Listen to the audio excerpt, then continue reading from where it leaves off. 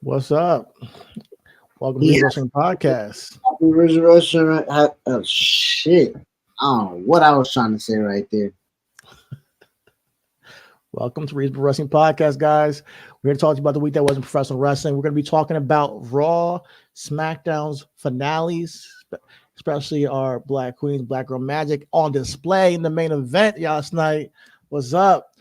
Yeah, man. And we're talking about a little AEW. There was a little bit of altercation with Eric Bischoff and Tony Khan this week, which spurred a whole new show on Eric Bischoff's YouTube channel. So go check that out if you guys haven't. But we will be talking about all the details here on the Read Wrestling Podcast. Tune in. Let's What's go. going on, bro? Are you the one Yo, with the migraine? What's going on? man, listen. All I know is that we had started and I froze, and I was like, "Shit, that's the worst time to freeze." If y'all saw us before we went live, I'm going through all types of crazy shit. Yo, All he's just right, chilling. But once that red light comes on, here we go. In three, two, one. it's sick.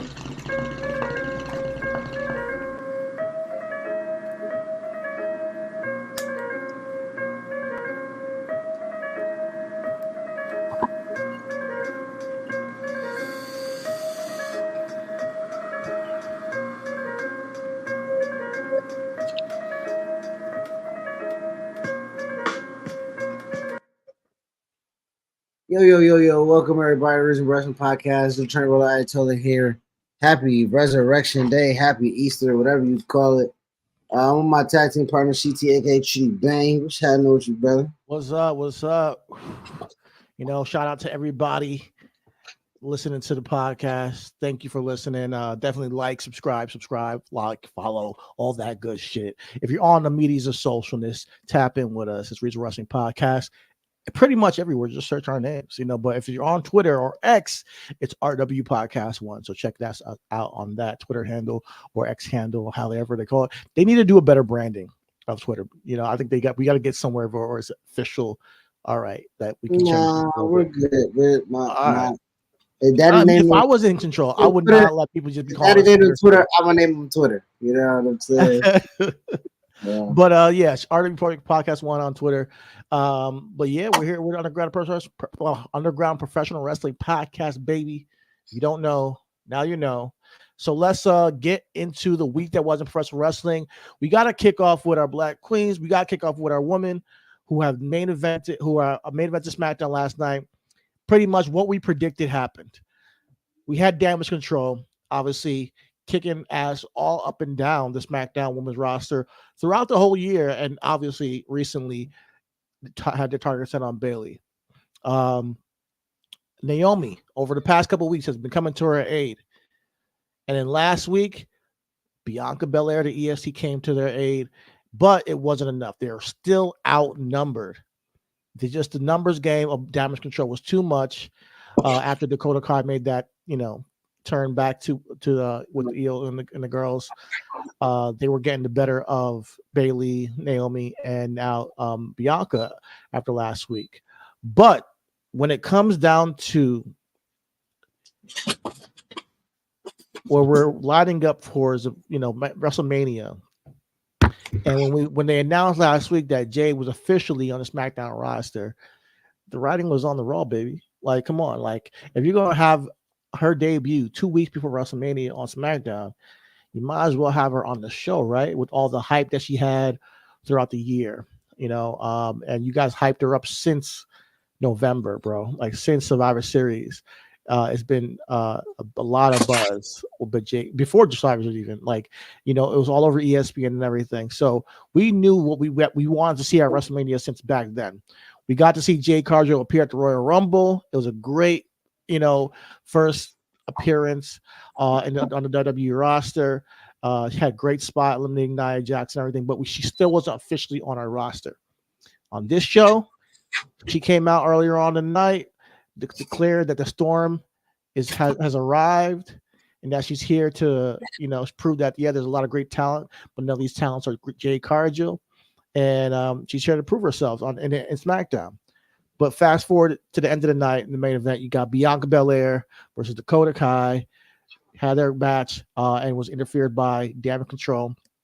It was really Asuka, Kairi Sane, Asuka and Kairi Sane. Dakota Kai. Yeah, it was a match with Dakota Kai, but Asuka and Kairi Sane came in and interfered. And then we had Naomi running for the save. And sure enough, Jade Cargill came in to even the odds, and she was a force to be reckoned with. So if you guys haven't seen it, check it out. It was very, very entertaining. Just to see three chocolate women pointing at the WrestleMania symbol, sign and everything like that. I thought it was a moment. I watched it with my sister. She loved it. I showed it to my older brother. He loved it. And to me, it's just love. I just love seeing women of color in the main event, So I'm really happy with the way that they gave him the spotlight on SmackDown. And I'm really excited for the 6-woman tag team match where we will see WrestleMania. Obviously, Jade Cargill, Naomi, and Bianca will be taking on Damage Control, Dakota, Asuka, and Eos. I'm not Io, and Kairi Sane. Excuse me. Yeah, you got the update. You updated everybody. Listen, man, I love y'all. Thank y'all for tuning in. If y'all ain't watch wrestling, y'all coming for a review show? Watch YouTube, nigga. We're gonna talk about what we like the fuck. Okay, Chris, we got to review the show. We at least got to do a recap. Because here's the thing: when we put out a clip or whatever, like a new subscriber comes on here, we can't just sit here and expect that everybody knows what we're talking about. Okay, so how about this?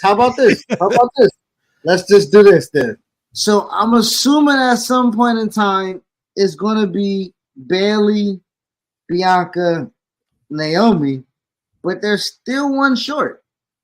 So what I would like to see that I haven't saw is Jade Cargill making her debut in something that's tag oriented, right? So, something hot spot, come in, do a pump kick, flex, all that shit. Her and Bianca can do a fucking double team power move together, like get the juices flowing. Like I think that they need a fourth, right? If it's Damage Control and they got their 3, and I would like to see Jade entrance into that. That's what I would like. Okay, all right, I hear you. So what we're doing now is we're taking Jade. All right. So I love that you have clips where you talk and you cut me off. No. I love it, bro. It's like classic Chris, and before even that pod, I forget it. I'm gonna let you have it, bro. You got it.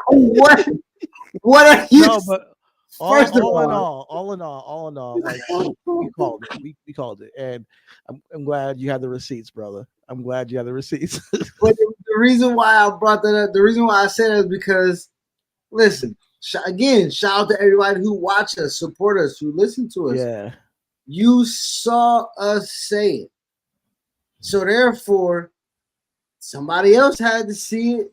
You know what I'm saying? Or okay, listen, this is how I say it, and this is narcissistic. So if y'all rocking with me, then follow me on this path. Okay. Either we know the shit that they doing, and it's not that complex, or them niggas watching our shit. You know what I'm saying? That's it. That's it. It's only one or two things. Because fans fantasy book all the time, right? Like, and don't get me wrong, I'm pretty sure everybody wanted to see Jade and Bianca, but there was also subsets of why the black girls got to be together, why they got to group them together. Now, me, if you've been following the show, if you've been watching the show, if you've been following Chris, I've been with the shits. Everybody ganging up around this motherfucker. You know what I'm saying? Like, so I think that when people like see certain things and they're going to have a problem with something, if they're not together or they are together, people are going to have a problem with it. But I think seeing Black women unified is incredible in wrestling because, like, you know, I mean, whether it was, you know, Trinity, Sasha, and you know, Tamina, whether it was just, yep. the Team team Bad. bad, yeah, Yep. you know, like whether it's the baddies, you know, I know it didn't work out because behind the scenes they weren't really fucking with each other, but I like seeing it for just the look of it all, you know.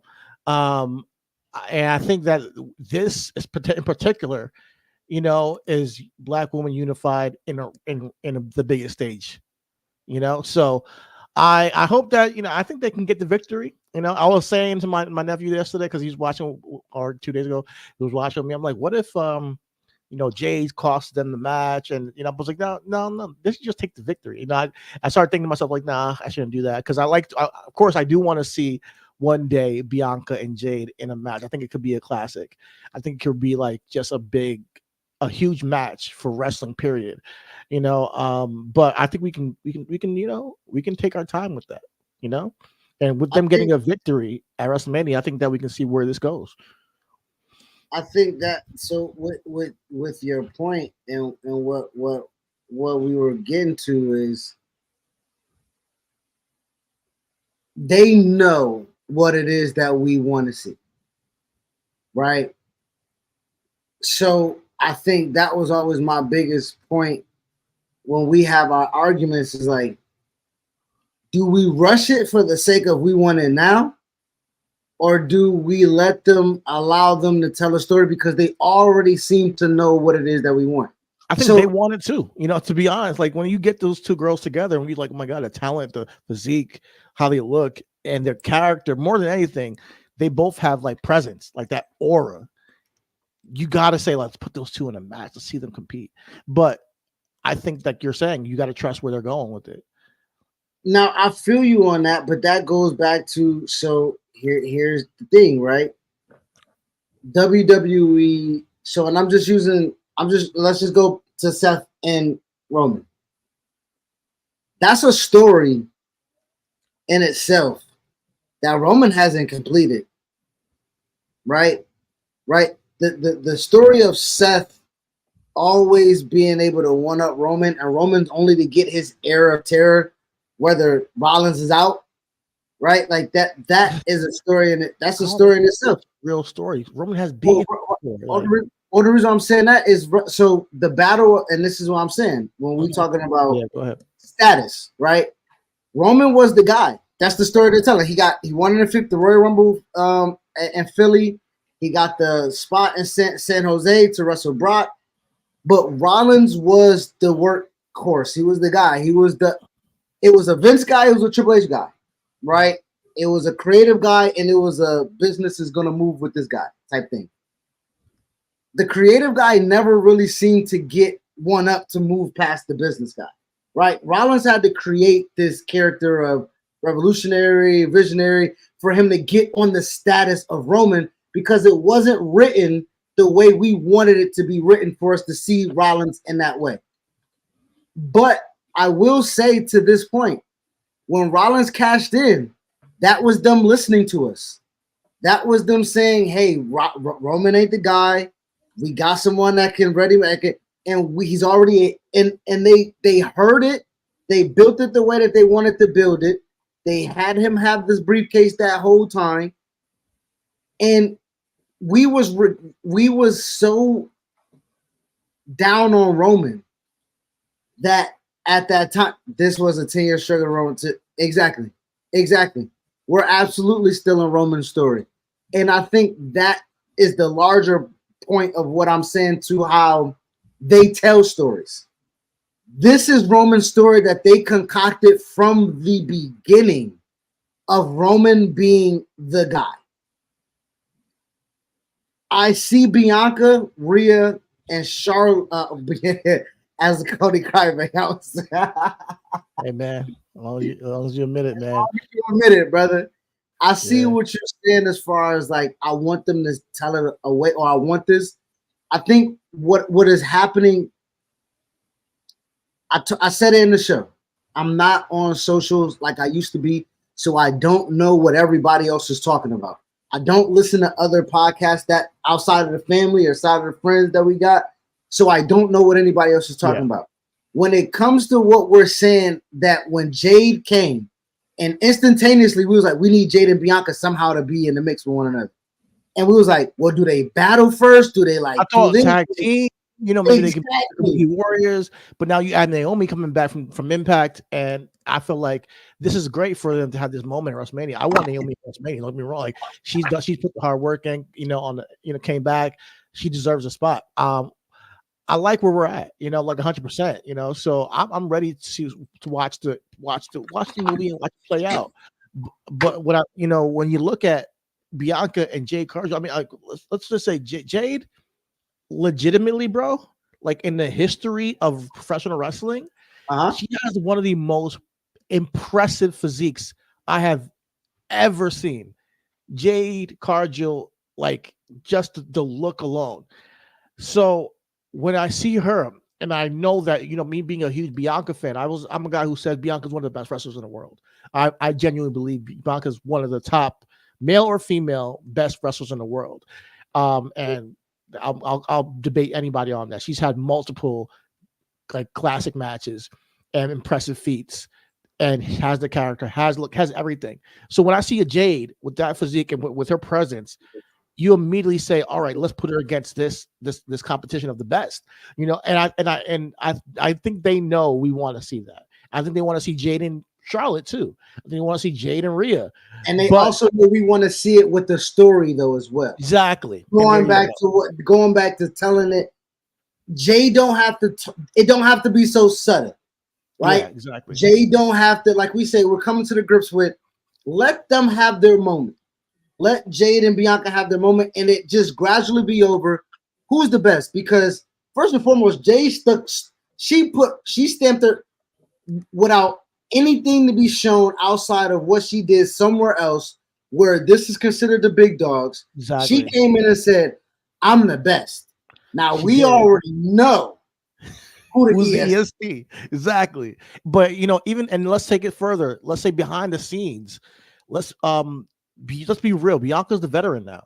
Bianca's the veteran in the situation who can guide her. And Bianca's older than her. Bianca's like 3 years older than Jade Cargill. So she's done it in the ring for longer, and she's her senior in real life. And she also navigate this. Under the moment, the superstardom that's about to come with this. What Sasha did for Bianca, Bianca can do for Jade. And I really think that this is going to be a great way to introduce them to the next season of the woman in wrestling, especially women of color in wrestling, and holding that spot and representing us in the best way possible.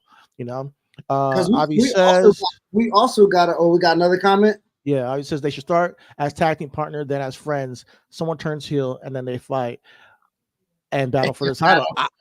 I agree 100%, and it doesn't have, it could be a gradual thing. And I 100% agree with you, Ivy. That's where we're getting at. I think that's where we are.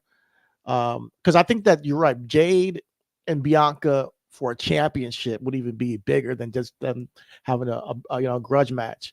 So I 100% agree with that for sure. And also we talk again. I didn't have the longer clip, but I'll clip it up, and I did cut. No, it's all good. No, I was just joking about that. But the clip that we went on and talked about exactly this. We went on and talked about how women stories, like Becky was saying in her interview runs that she's doing. Shout out to Becky Lynch, dropped the book. The man, she got a book out. She's doing interviews, and she's saying that storytelling is primary in our business. The physical feat is secondary. Okay. How you tell a story, how you get that story over, how do you get from one to the next act to the next act is super important.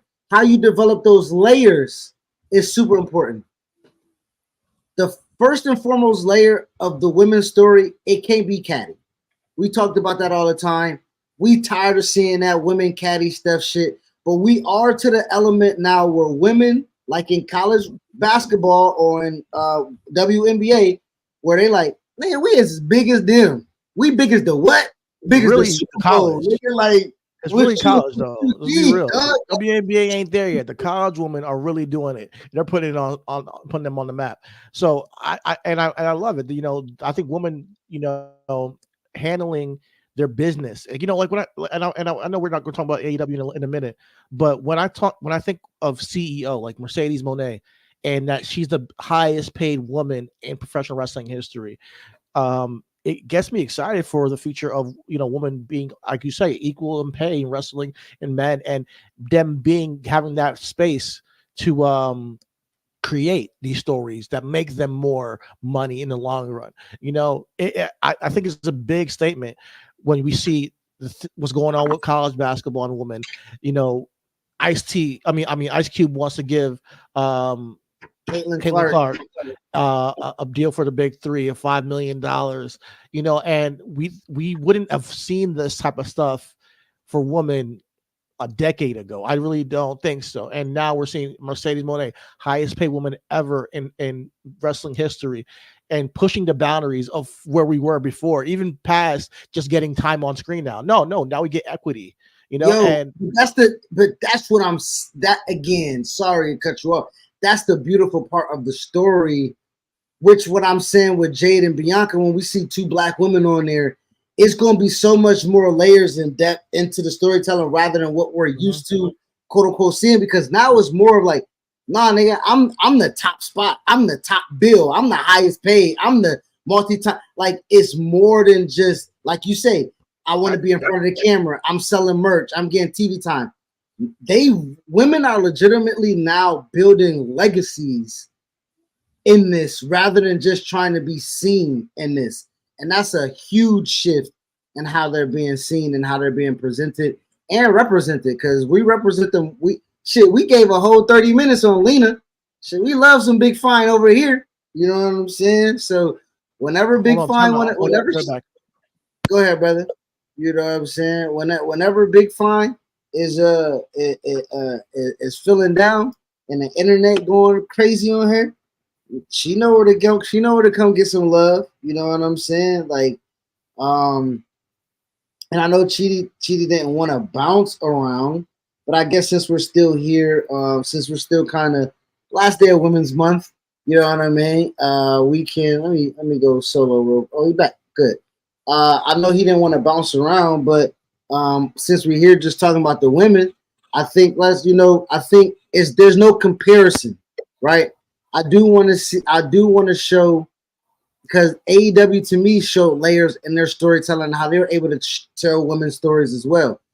That's the beautiful part. And I think the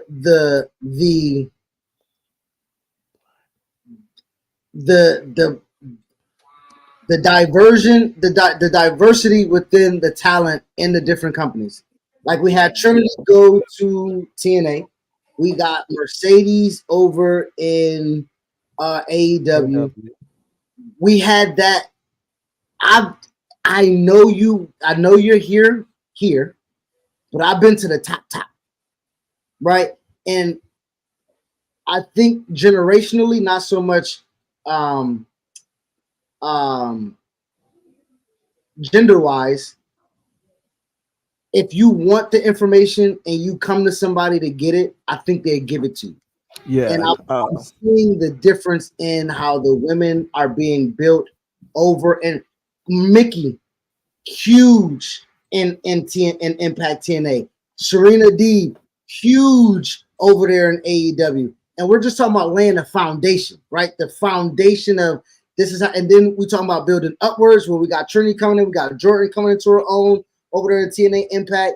Then we got Mercedes, we got Britt Baker, we got Chris Statlander, Willow. The building upwards mobility in women is phenomenal to see. So it's not just in one company. They want to do it in one company.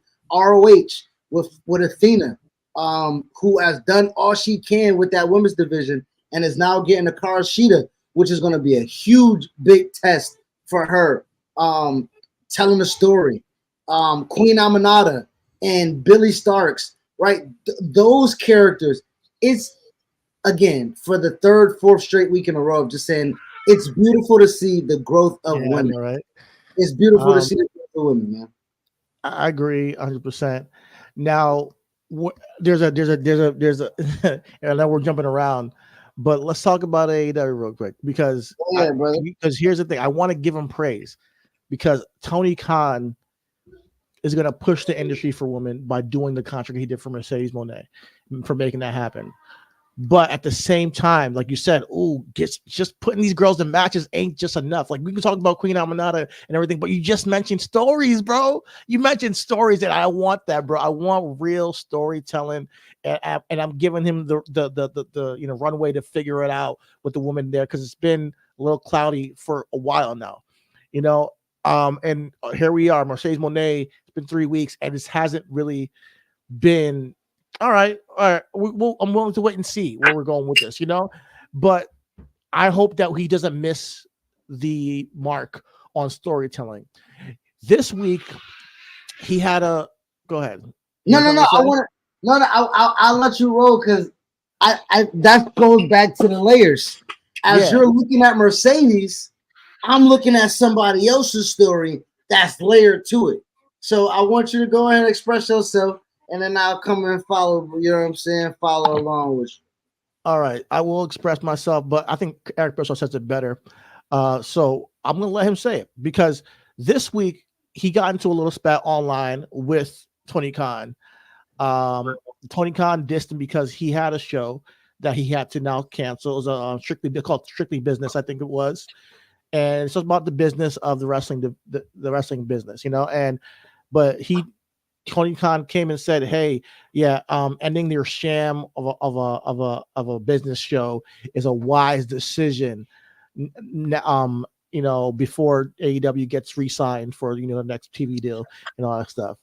And Tony, I don't know why he this is at 9 o'clock, mind you. This is at 4 a.m. in the morning. He did this tweet out, after earlier that day, Eric Bischoff announced the end of that show.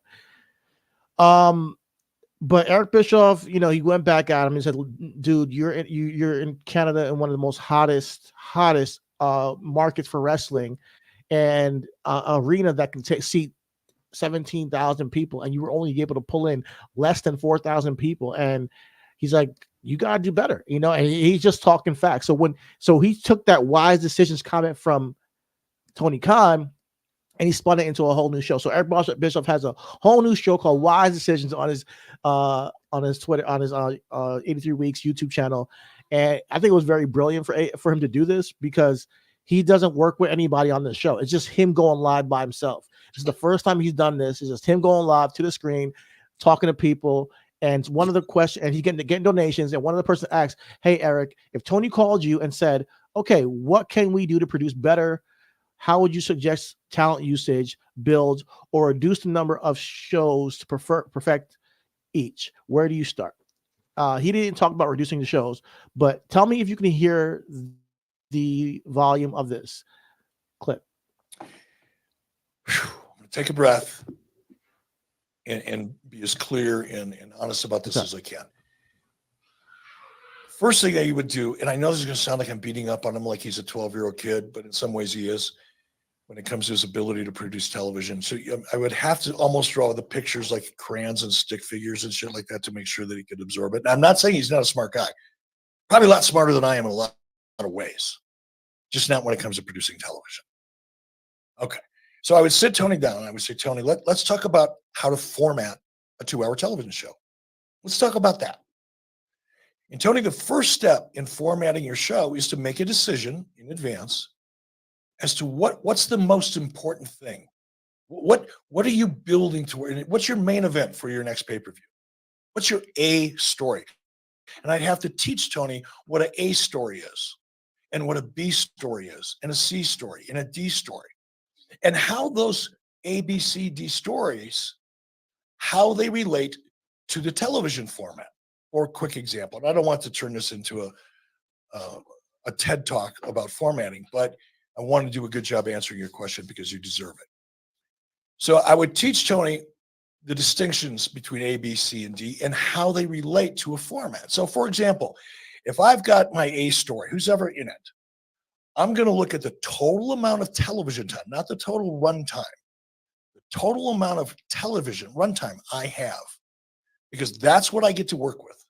So let's just say we'll talk in terms of 1 hour shows. So if I've got, 1 hour show, you've got about 43 minutes and change, 44 minutes. It used to be, I don't know what it is now. Let's call it 43 minutes of actual program time. So I would sit down, I would say, okay, look, Tony, here's first. This is the first thing we do. Hey, Tony, pay attention. Quit looking at shiny objects. I know they're fun. I put down your Twitter. Come on, pay attention, Tony. An A story should get, I'm going to go off the top of my head. It's been a while since I've done it. I would say 25% of my total available television time, let's call it 30%, should be dedicated to advancing that story for my A story. Now, doesn't mean wrestling time, because narrative, backstage, in ring, someone sitting at home on a chair talking to the camera, there's a lot of ways to effectively, in a compelling way, position that A story so the story continues to advance and build towards its climax at a pay-per-view, right? My B story, I may only give 20% of that television time to. My C story, maybe 15% of that. My D story, maybe 10%, and so on.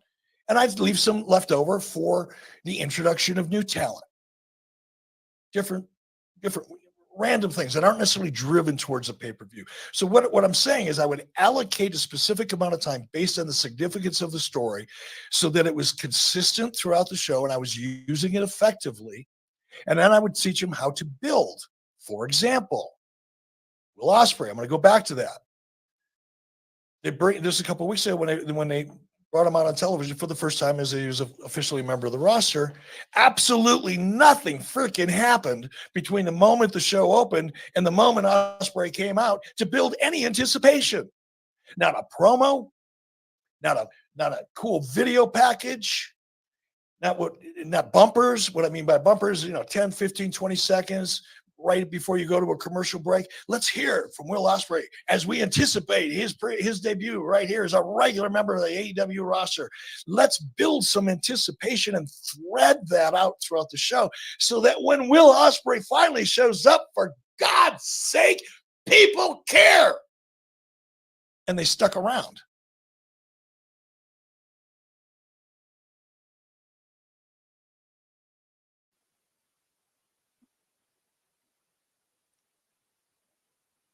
Can you hear me? I can hear you now. All right, so that was enough. So that is something that I want to bring up because that is something that I fear when it comes to AEW is how they keep people's attention on their product. I told you a couple weeks ago when they put Dustin Rhodes and Jeff Hardy on, me, a wrestling fan who wants to watch your show and comes to your show to watch the full thing because I actually do a podcast on wrestling, turned it off. Will Ospreay in particular, I love he's on the roster, but I feel like they have already oversaturated this guy and had no storytelling and have just threw out 3 banger matches with him with no story. Takeshita, Fletcher, and now Shibata. And I'm like, I know I liked the matches, but in the long run, it would have meant so much more if they saved these for an actual story, and then I would have remembered the story and how they built to it, and the character then gains some recognition and some prominence from that. When you talk about Mercedes Moné getting that big contract, it's great for the pushing forward of women wrestling, for them getting the money. But once she's on your television screen, you have an obligation to make that money worth it, an obligation to make her seem like a star and push her in a position for her to make a impact on your stories and rub that off on your other talent. So when I watch, and you want to go? You trying to go, right? You want to? I just wanted to chime in with that. As of right now, I know you want to roll. I know you want to roll, and I know you want to say how what he hasn't done doesn't add up. Because we just talked about Wardlow. Is she not doing that right now in the TBS division? It's not the main joint, which we thought she would be in. She's coming in right off the top and elevating what's quote unquote the mid level, the mid card with Julia Hart, with Billy Starks, with Willow Nightingale, with Chris Statlander. Is she not using her tentacles to do that right now? And I'm waiting, bro. And I'm waiting. Even though to me, she can be used better in my mind. Even in the past couple weeks, I think you can use Mercedes better. I'm still gonna give it some rope. I'm still gonna wait and see how they build this thing. I might turn to the corner and be like, yo, they really did something really cool. But when it comes to like building TV, keeping anticipation, they have a hard time doing that. And I think that he's not off base. Eric Bischoff is not off base when he says, hey, how to format a television show. This past show on AEW, and I know we're going all over the place, but here, I got to mention, they had 2 20-minute matches that I'm telling you, we're going to forget about the rest of the year. And they were good matches. You had Will Ospreay versus Shibata that, I like the match, but when I'm sitting there to start the show and it's a 20-minute match of Will Ospreay, and you go and I watch the whole thing, I'm almost already burnt out, and then you end the show with Takeshita and Swerve, another great match, but I think you can build to these things so they mean more. You know what I mean? Like I feel like they just throw out these expeditions because we know these guys, at least me and you, we know these niggas can wrestle. We know these guys can wrestle, but just having one backstage moment or one or announcing it a week before and then throwing the match on is not giving it its just due. I think Shibata is being mishandled tremendously. Shibata can be one of your biggest mid-card acts, but he just loses to guys you really want to push, and has a good match. He's a guy who has a good match and pushes somebody else, whether it be Orange Cassidy, whether it be fucking Daniel Garcia, or whether it be now Daniel Bryan and Will Ospreay. Shibata he's just a guy who goes out there, has a good matches and loses. And I think there's so much more that can be done to garner attraction around this guy who's a strong, stiff wrestler and give him a persona. Because if you're not a Japanese wrestling fan, you don't know who he is. Let's be real, you don't. And then you're gonna tune off. You're gonna turn off your TV, and when you see Will Ospreay, you might be like, "Oh, Will Ospreay, cool," and turn it off. And you might not even know Will Ospreay. To be honest with you, like a lot of fans, casual fans, are not gonna stick around for a 20-minute match to start your show, even if it's two of the best wrestlers in the world. So I'm worried about that when it comes to how they have this new talent, Will Ospreay, Mercedes, Okada, and yeah, the hardcore wrestling fan can stick around for AEW, but they're losing fan base ratings. They're losing fan base in your arenas, and in the long run, I don't want them to lose out on TV deals. Tony Khan he can make a lot of mistakes because he got a lot of money, but at the same time, you want to build a show that is different than WWE, but still stays true to the format of television, because television is television. At certain hours, people are going to tune the channel to AEW, and you want it to stay there. That's what it is. Well, I would just have a real so the real conversation I want to have with you and probably Eric Bischoff is to be like, if it's an alternative, it's an alternative, right? So I know we're talking about there's a way to format. But when I say that this is a televised independent show, and then it's ran like one, which is how I don't seem to always get mad at the format of a show, because if we all been to an independent show, it's like, damn, I can't take a piss right now. They about to put on a 20-minute match. You know what I'm saying? With no story, with nothing, you just know that you want to see it. So I would say, to your point and to Eric's point about formatting shows and what keeps an audience, I would say this: AEW is not losing their audience, I don't believe. At what cost? They are, because the ratings are dropping, and the seating, the people are not, coming to see the show. I would say this is the flat baseline, and that's what I would try to say. Okay, this is the flat baseline of their audience. Whatever they got at the beginning of where they were at, were fringe fans looking for an out from WWE. We look at it in the totality of the vacuum that it is. Be right back. 1 second. Sorry. I got you. In the totality of what we're talking about is that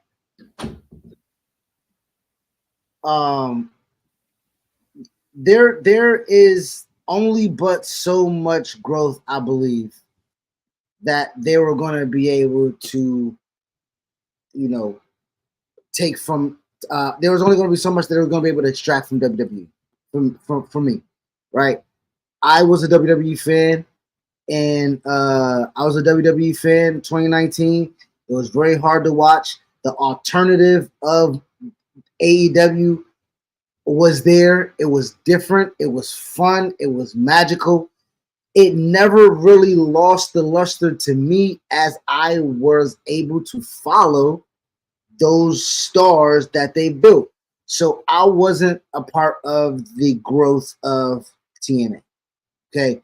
So that's where my affiliation to this new company is, to those who have affiliation to Impact and TNA. I wasn't around for the inception of TNA Impact. So Abyss, Christopher Daniels, Jeff Jarrett, AJ Styles, James Storm, Bobby Roode. We talking about, Sting, the legend, Jeff Hardy, Matt Hardy, right? That stage of wrestling never really caught me. So when we talk about an alternative to WWE, I never had an alternative to WWE. Either I was watching WWE or I wasn't watching wrestling at all. Right? That's just what it was. Once I got involved with what independent wrestling was, or just got a taste of what, they just put on matches with the best talent. Also, with the inception of what the very first All Out was, it wasn't a promotion. It wasn't a fucking vision of we're going to build talent. We're going to take established talent that we already know that is good, that doesn't have an opportunity to wrestle under these lights, that have an opportunity to wrestle with these crowds, that don't have an opportunity to get these paydays. We going to make that. And from that, I thought that was cool. And they have been that from there on. I think everybody else was like, oh, shit, you the XFL? Are you the AFL? Are you the CFL? You got to do it like the NFL. And they're like, no, and I want to be clear. That's not what I'm saying. I'm saying that, and mind you, I get on WWE for the same thing. This is a television program. Tell a story. You just talked about Becky Lynch and how paramount is storytelling. And if you're going to give people the time and say, hey, guys, give us your time on a Wednesday afternoon or Wednesday evening, 2 hours of your time to watch my television show, and you're just giving just wrestling matches, you're going to limit your audience, right? And I think in the long run, not in the next 2-3 years, but in the long run, that's not sustainable. I want AEW to be here for the next 20 years. And you do have to grow your audience. You do have to have casual people tune in and stick around. So what I want to argue, to your point and to Eric Bischoff, my nigga, TNA Impact was AEW at the beginning. It was just 6-sided rings, niggas it was Petey Williams, Canadian Drivers, X Division. I don't agree, because I was watching it back then, and they had stories to tell. I remember Raven and shit. But this is what I'm trying to tell you. A fringe story.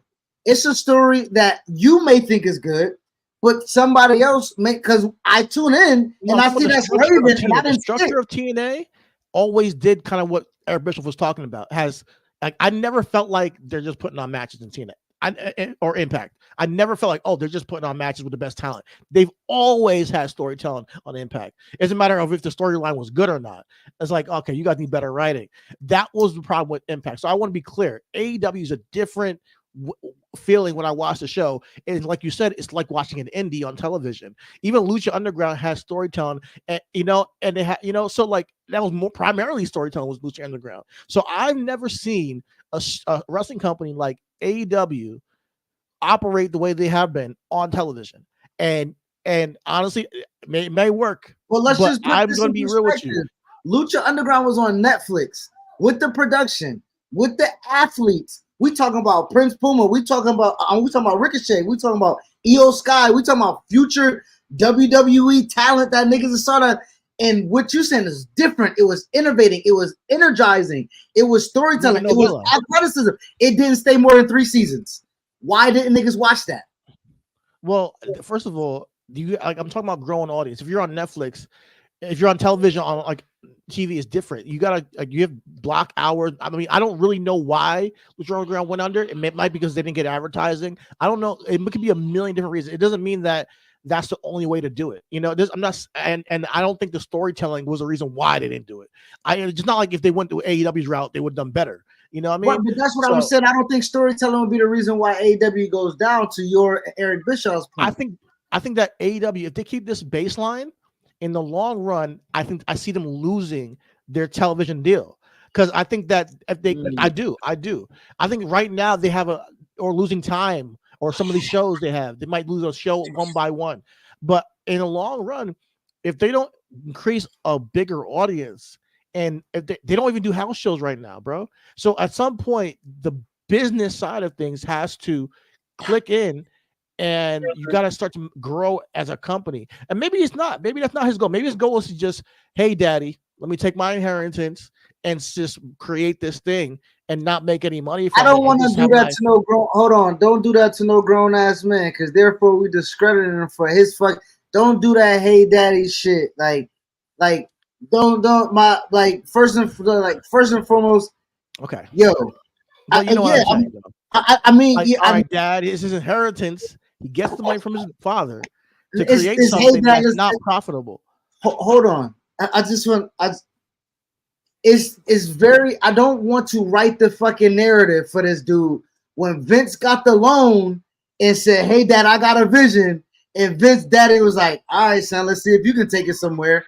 It's the same thing with Tony Khan. Like, "Hey, you see what they're doing over there, Dad? I got a vision." I'm not saying it's a bad thing to get money from your pops. I'm saying there's not profitable. Vince is profitable when he did it. This is not. Okay, we can't. Okay. First of all, we don't know what's profitable or not, for the simple fact that, okay, Le Batard was on ESPN, and his show, Highly Questionable, got terrible numbers. But it was terrible numbers compared to but it was numbers that they can sell for advertisement. We're talking about, now we get into the weeds of shit. Yeah. This is live programming for cable television that is right now in demand more than anything else in television. We talking about live television rights like basketball, football, hockey, baseball, and wrestling. Things that produce itself, that's live programming. Wrestling, I don't think will ever be in a situation right now where Tony can't not negotiate himself to be a player. Oh, absolutely. I think that Tony will be a player, but will it be on Turner and TBS and TNT? That's the thing I'm talking about. I'm going towards that. But look at the model. But WWE's leaving here we go. WWE's leaving the model that they had for 30 years, the one that we're holding Tony Khan to right now, to say, hey, build yourself up. And WWE saw the vision, was like, that's not where the money is. No, that's not going to make us profitable. That's not the same thing. You can't compare the two. WWE is making money, and they're taking and really it's TKO saying we're going to try to sell this rights to streaming now. You know, so yeah. So let's say Tony Khan takes it to streaming. Right now, he's on television. I'm talking about from a television aspect. You have a company, and mind you, WWE still tours. They tour their company and do house shows. So that's a whole bag in itself. As a company making money. Time out. Listen, I'm trying to tell you that is different. That's something you can't compare. I'm telling you why it's different. That's how I'm comparing. I'm comparing the difference. I'm talking about, like, you can't say that, okay, if they lose their television rights and they go somewhere else, it doesn't matter. It does. And I think that going to Netflix is huge for WWE and where they're at, rather than if AEW were to go to Netflix right now. I think it could be a mistake for AEW right after they go to Netflix. I mean, if they're getting $1 billion, great. you can get $1 billion. That washes it away. But they're not getting $1 billion. AEW is never going to get that. Well, we don't know what they're getting. They don't do we house don't know shows. what they're getting from. We don't know what they're getting from Warner Brothers right now. We don't know if it's just a distribution deal. We don't know if it's just a. We don't know if AEW's footing the bill for their production, for their travel, for their people, and all they get is a distribute, just like an independent artist that go to a fucking record label and be like, nigga, all I want you to do is distribute my shit. It like probably is a distribution deal.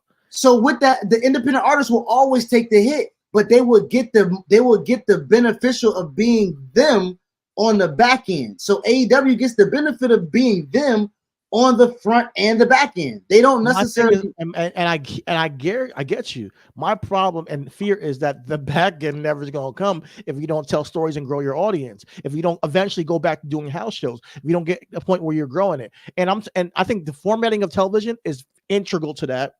I absolutely do, to create characters that we care about and must see.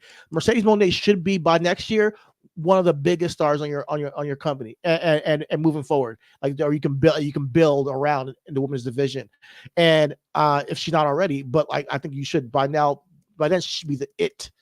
Like I should be tuning in to see what is Mercedes doing and who is she facing, what's the story going on with Mercedes in AEW. I want to see that over the course of this year. And I'm gonna give him grace and see where it goes. But the formatting of wrestling and television shows matters. Now, how you tell the stories can be unique. The matches you do, how your match style is, can be unique. Whether you do blood or not, can be unique. Whether you use death matches, whether you do crazy spots and it's a spot fest, or it can be unique. You don't gotta be like WWE in that facet. But the way of like getting people to stay with your show, I think, is proven. Even through NBA or NFL, how you keep an audience through the entire 3 hours or 2 hours, however you want. Is across the board. How that's not true, because the NBA and NFL are constantly making these dumbass changes for the simple fact that they're trying to gain back audience that they lost. First and foremost, that's the thing. If a nigga start watching football, you not gonna do nothing to make the motherfucker watch football. He just gonna come back to watch football. So there's nothing that you're gonna do in wrestling for. Okay, what's gonna come across your what rule, what format, what camera change, what rule change, what joint gonna come across your joint gonna make you go back and watch something that you stopped watching? I'm talking about. I'm not talking about people who just are like just opposed watching something on television. I'm talking about people who are tuned in and tuned out. They tuned in, turned on AEW, and said, "What they doing? All right, I'm out of here. I'll check it out next week." That's what I'm talking about. People who are like, everybody. When you're watching NBA or football, they are showing you clips. They have a ticker on the bottom. They're showing, we're bringing you back, and they push you out to the commercial. But if the game is trash, I don't stay. Like whatever they put on TV, like this is what I'm trying to say. That's my point. But what I'm trying to, but again, like you're not making sense. If it's Titans Browns on TV for a 3-hour block, we can't get around Titans Browns. We gotta wait till next week. AEW can get around. You don't know it's a bomb. You don't know it's a bad week until it happens, Chidi. That's what I'm trying to say. You don't know it's a bad week until it's actually being shot and you get the reaction.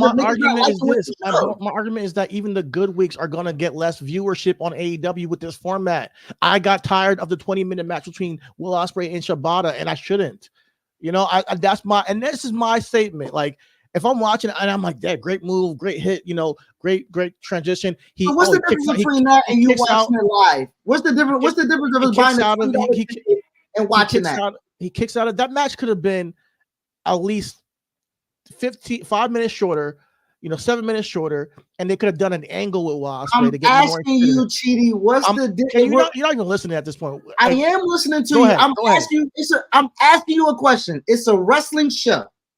And if they start off, we talking about we can't compare, and we are comparing. And that's what's frustrating, because we are comparing. And I don't know if I can't compare, you get to compare. You just said you've been comparing AEW to WWE and how they format shows to make your argument. No, I didn't say W. Said what Eric Bischoff just said about formatting a wrestling television show. Yes, it matters. I'm not comparing to WWE. Hold on, but what what I said is that okay, go ahead. No, I said, but that you can be different than WWE. I just said that.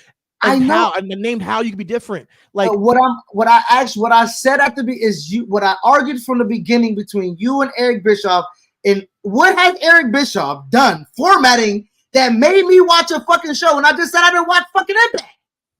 Dude, you're not. People watched Impact even just because you didn't.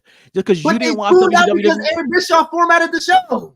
All right, I'm done with this. You're saying that because you didn't watch Impact and Eric Bischoff formatted the show that there's no value to what he just said. Is that what you're getting at?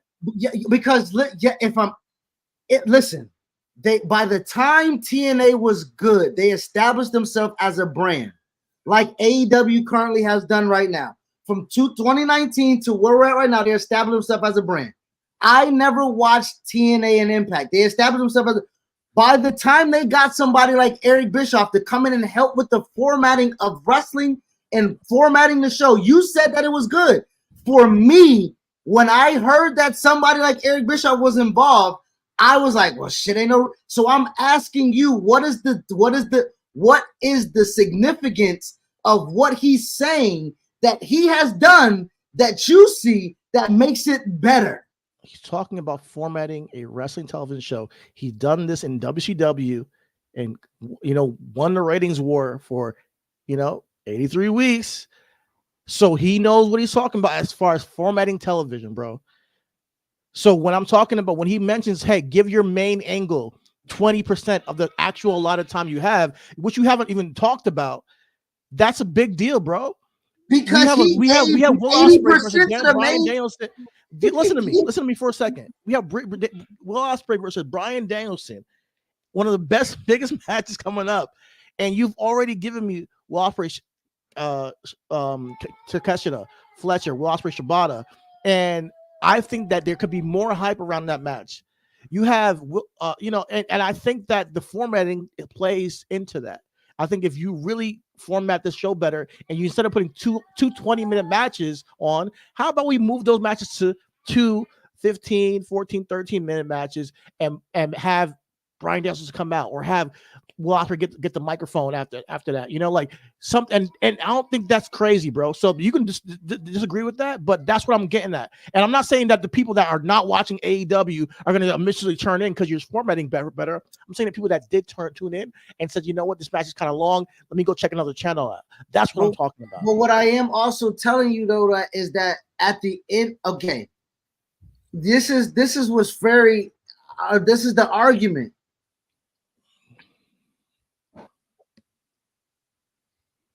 You don't know it don't work until you do it. Now he can book a 13-minute match, and then we can be like, "Why that shit wasn't longer?" It can go either way. Long, I'm okay, but what I am saying is the point is this. What I'm saying is,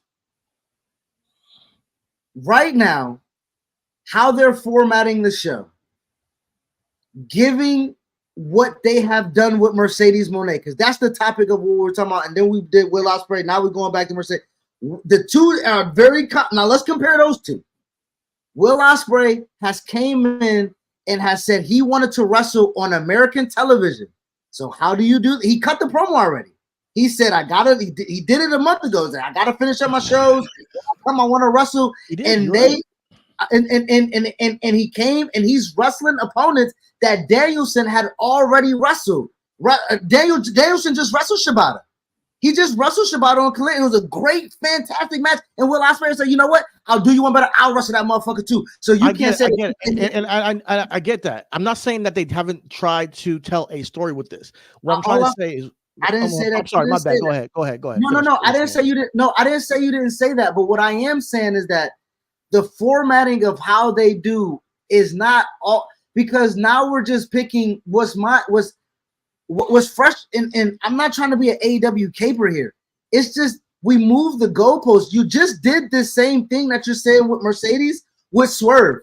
6 months ago, you was like, if they don't have Swerve as the biggest star, then I don't know what they're doing. And he's the biggest fucking star. So like, and I know that they didn't do it with Wardlow, but like everything can't always be a hit. You know what I'm saying? Like everything. Listen, and I don't want to.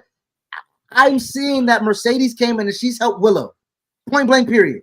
She ain't the biggest star. She got paid like the biggest star. She came in, got the fucking, but she immediately came in and helped Willow. That's the biggest thing she can fucking do. Well, me and you just said Willow needs to be in the bigger spot 3 months ago.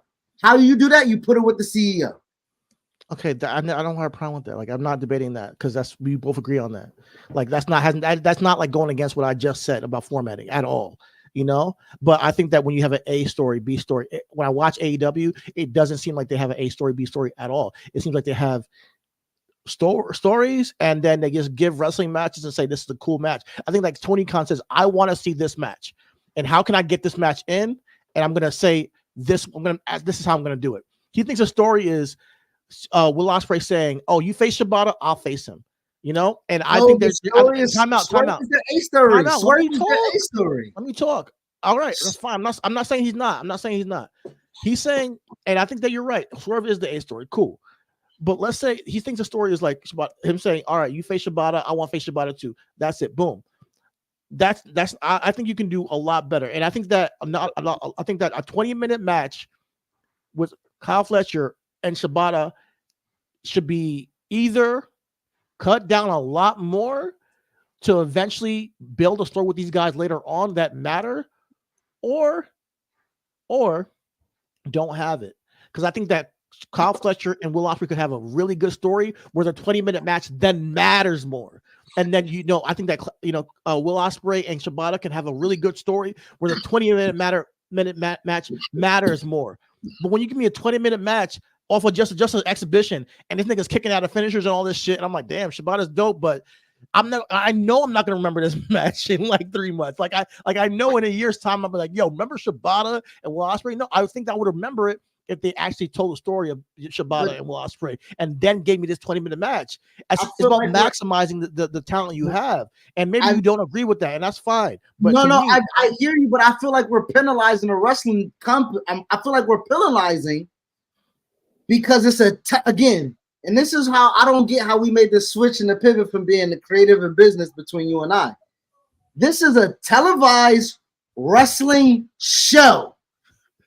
I don't give a fuck about television. Nigga, I came to watch wrestling. If I wanted to watch a TV show, I'll watch a TV show.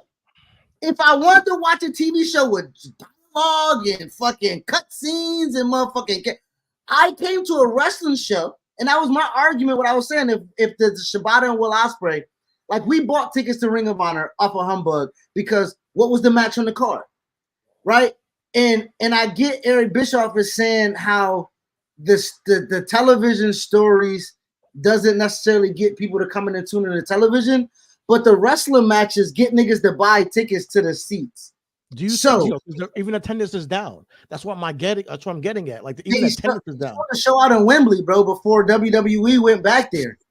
So they wasn't telling us where they haven't been wrestling in like decades. He sold that out. Great job. What I am also saying is that.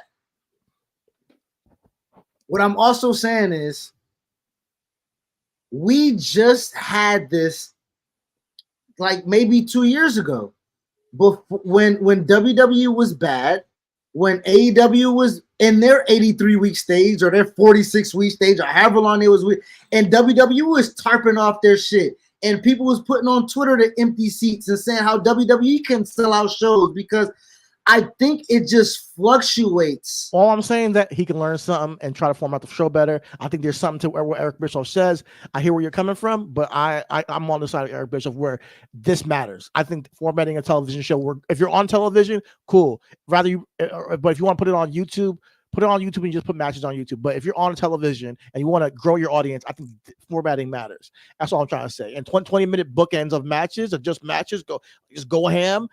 I think does a detriment to the characters that you're trying to build. So let's talk about Raw. Unless you've already built to that. Unless you've already built to that. Let's talk about Raw's format. Because Raw format don't have a nigga. We know we talk about how it's perfect this week. I mean, I don't know But what you you hold on, bro. You talking about just this week? We talking about just this week. Y'all want to badger AEW for a whole nigga Raw format been trashed for how long, nigga? You open up the show as a 20-minute promo, motherfucker. Like what you talking about? Like But- they had a format of it, and it goes with the time of programming. Raw format used to be. We used to tweet, we text each other like, oh shit, they starting off with a match. I'm late. Like the format, you don't know it works until it does. So long we've been saying your format suck, WWE. Get Triple H off the promo. Get Stephanie off the promo. Quit fucking opening with the fucking in-ring promo. The format of a show is, I identify with what you're saying.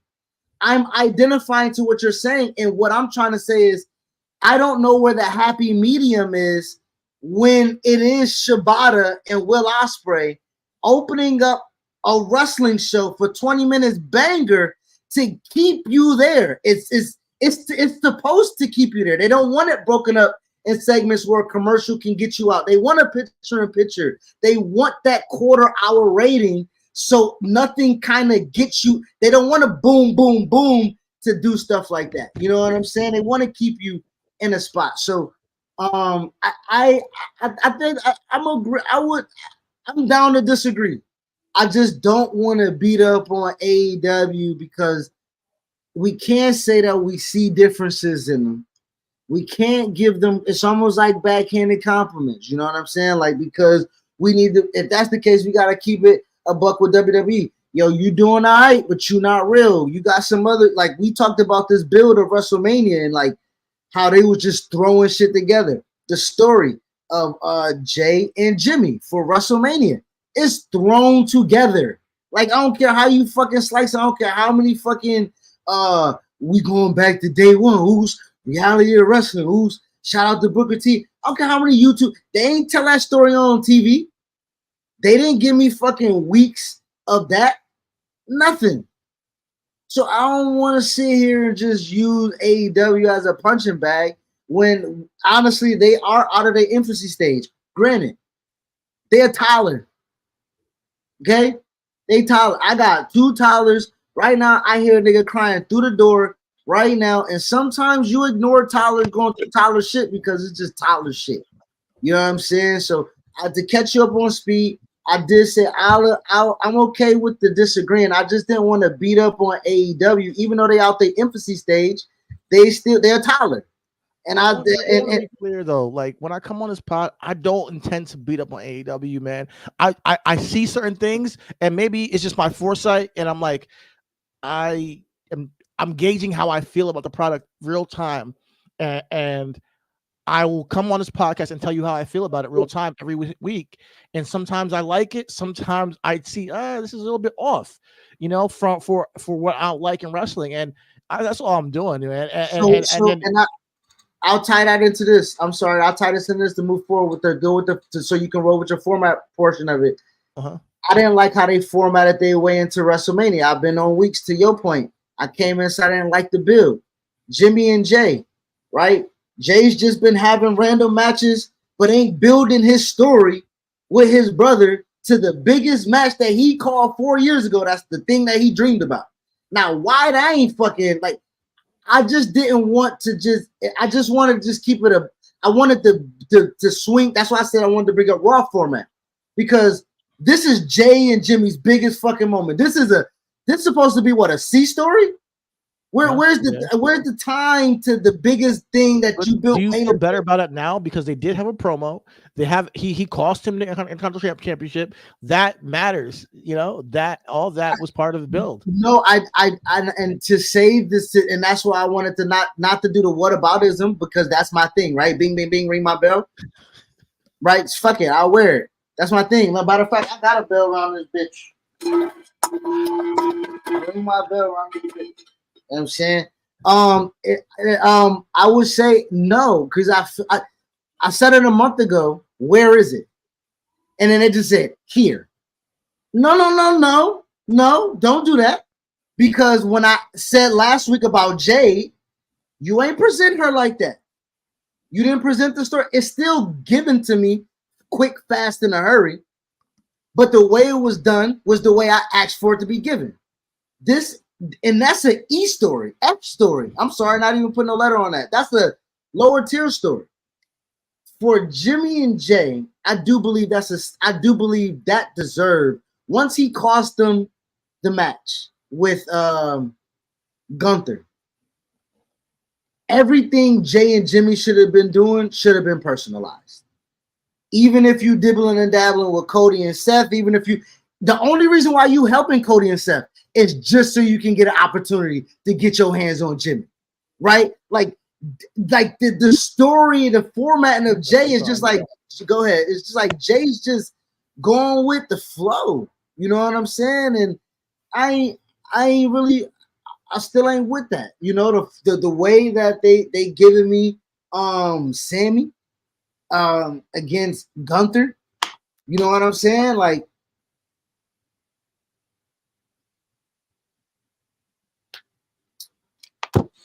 Raw was good, man. Raw was well, but formatting, it went over. Right? CM Punk, Drew McIntyre, Seth Rollins had a great promo, excellent promo, fantastic piece of work. But at the cost of Candice LeRae and Ivy Now, who actually had a story that they was building, that actually made us talk about and say, yo, we going to Raw to watch this match for it to be a fucking throwaway match? Because dumb niggas went over? Because dumb niggas ran over the format? Like, don't give me the format talk, man.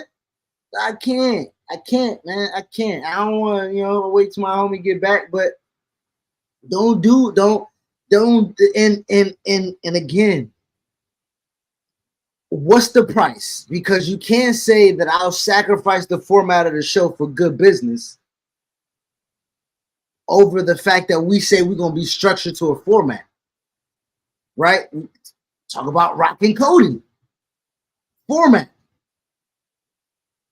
Cut. The format of that is that we cut, nigga. You stop, nigga. We done, nigga.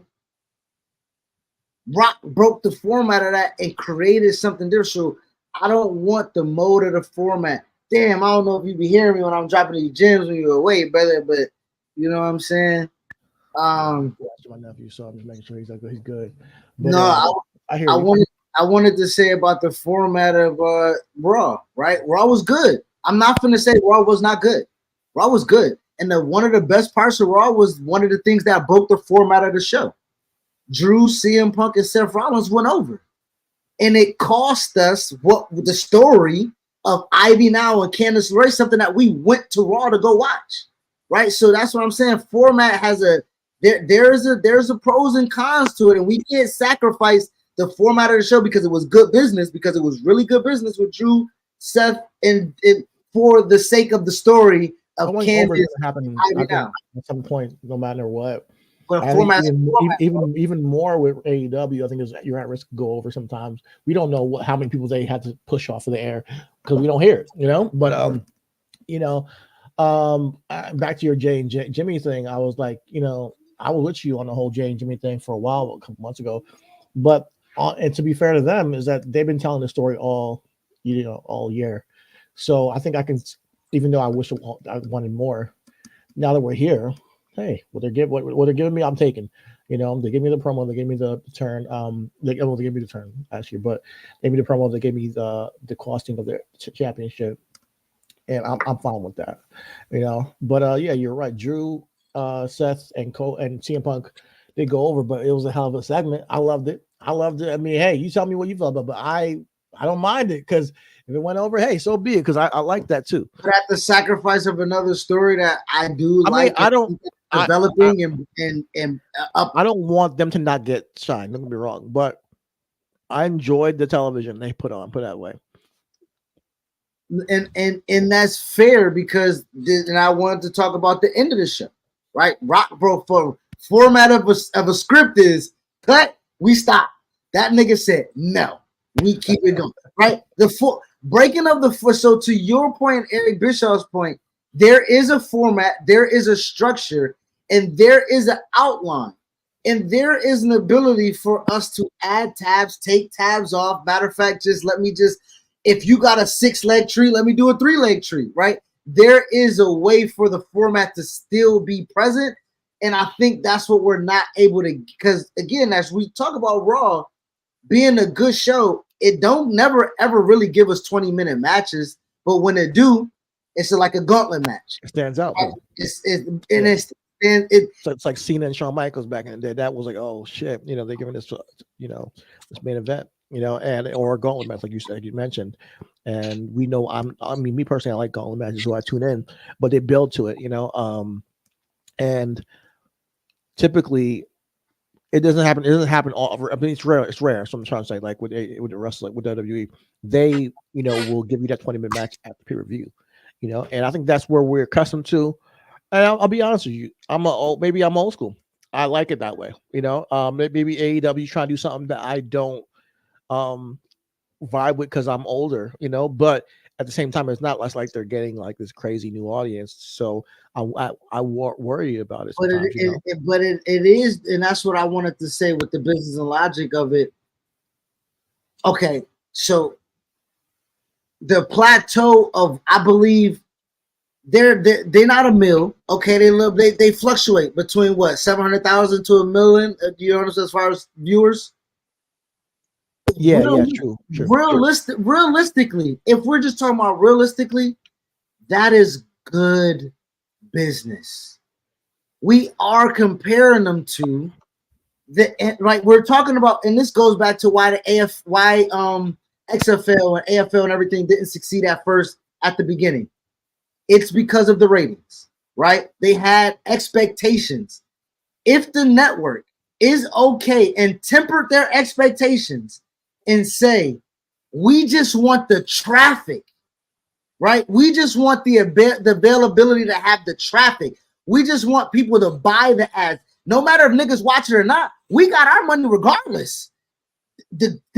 Now, they do have to do some good keeping, right? To make goods, if they don't reach what they said they're going to reach.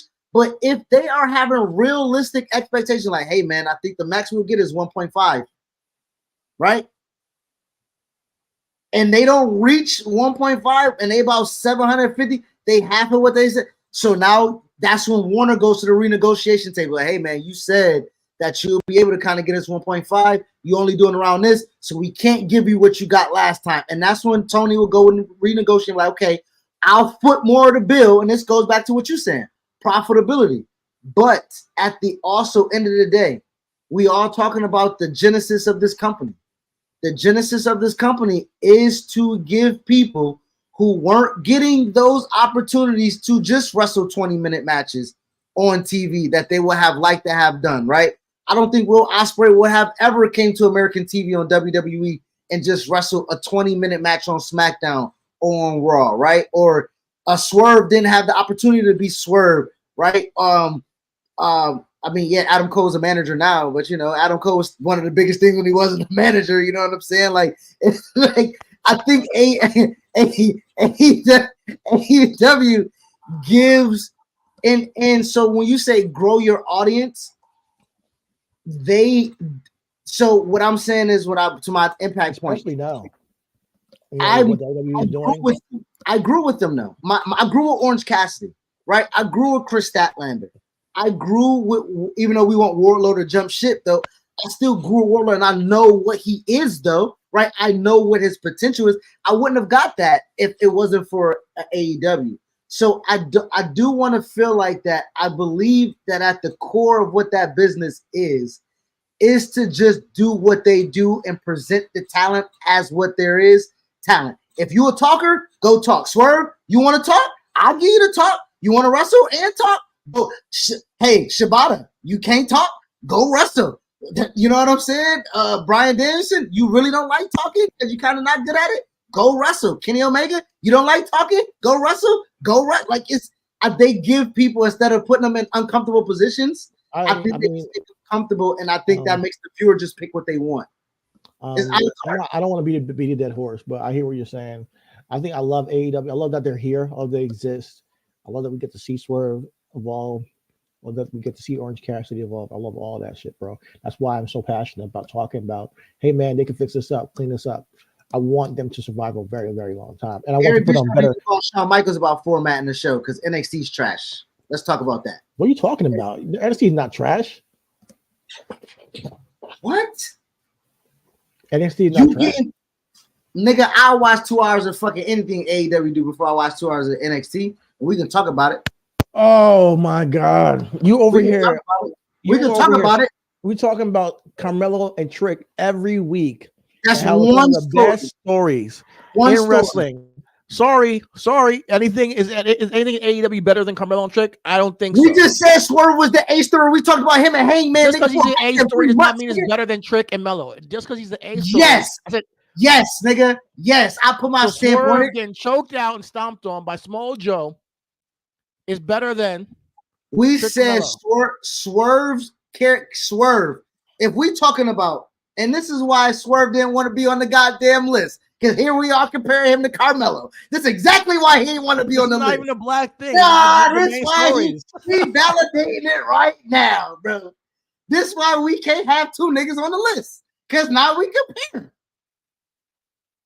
I love the story of Trick and Mello. NXT as a show is trash. What else you got for me? What else you got for me there? What else? Tell me. No, that's a statement, bro. What else you got for me, bro? That's a statement, bro. You said as a show is trash. Are you watching the show? What else you got for me? They have one of the deepest. What else you got for me? We talked about Roxanne Perez women's last week in wrestling.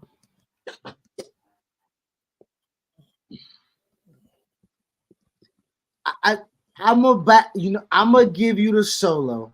And I'm gonna tell you defend NXT with what they got for me. What's the story? We talked about Trick and Mello. We talked about Roxanne Perez change.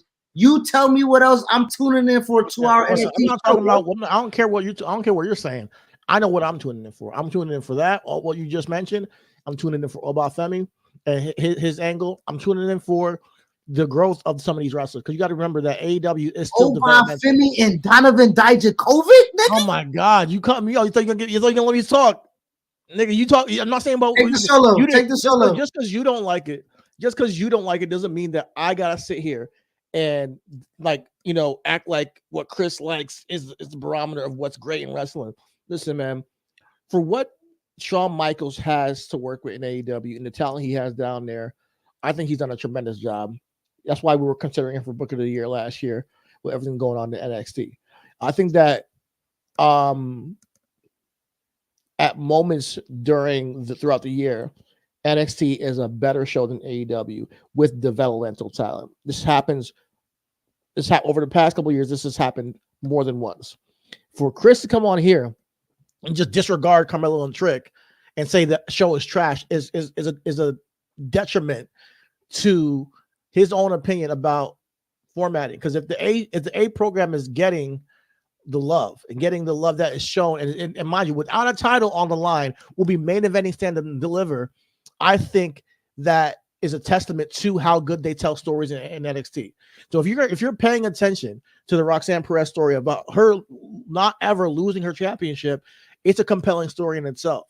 Now you can talk about the talent and whether you like her or not, whether you think that she's a good wrestler and all that stuff. That's fine. But the stories are there and the formatting is there as a show. So in my humble opinion, I'm not going to say AEW is better than AEW, but to say it's trash is crazy. What I am going to say is that we can't sit here and spend 40 minutes about the format of a show of AEW and how you agree with Eric Bischoff, and then tell me that you fucking can watch 2 hours straight of NXT and not have a problem with the format of the show. What? So I don't want to fucking hear it. Yeah, man.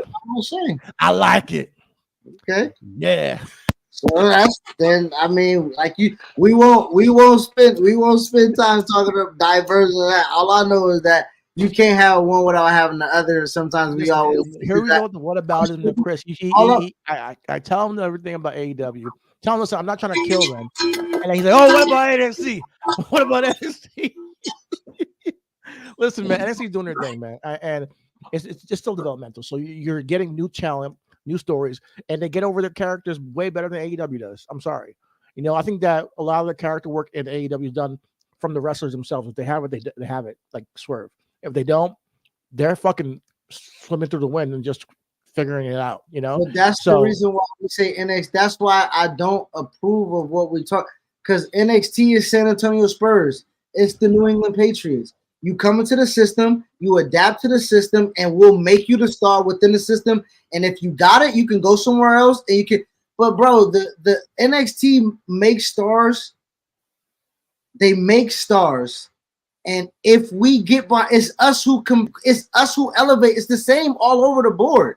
Like, so we can't say that Carmelo Hayes, who was not on the independent scene, which he was, wouldn't be able to do the same thing. On what I'm saying is,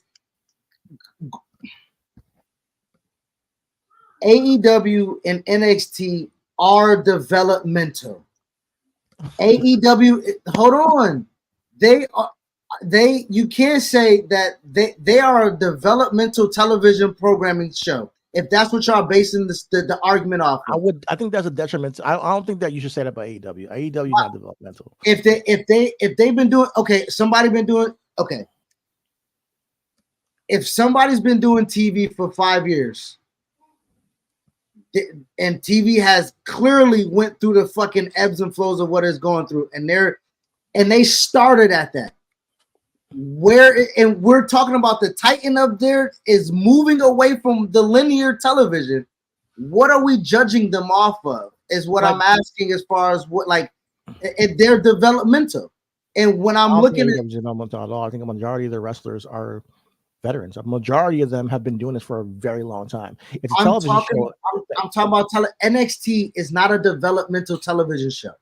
They are under the as a television product, bro. That's what y'all argue in the format of the show. Is a television product. No, you're changing it. I wasn't talking. Okay, when I say developmental, I'm talking about the talent they have and how they use them, bro. Oh, I'm not saying the format is developmental. Like, but that's what can't be developmental. Like, I'm not. But like, that's what I'm talking about. But that is my argument of what I'm saying. So we're missing each other. NXT is following the umbrella of a format that you are already accustomed to. What you just said, you're old school. You just admitted that. NXT is following that same format of things that you say that you're accustomed to. So therefore, their format to you may not be off. An analogy. I hear what you're saying. So you're making an analogy between developmental and how they're trying to structure their television show. I hear what you're saying. But as far as the talent on the show, I get kind of muddled. I hear what you're saying. But I still think that there are certain things that are paramount in AEW that will just be about television. I connect the two. At the 9 o'clock hour, you should be doing certain things to keep people on your television screen, regardless of what your format should be. I think the formatting is not. I think that's where I think me and you miss it. I think formatting is universal. I don't think formatting is like, well, AEW wants to format this way and it's going to be better. No, I think that there's history of television that shows that this is a better way to format your show and keep people like throughout your entire show.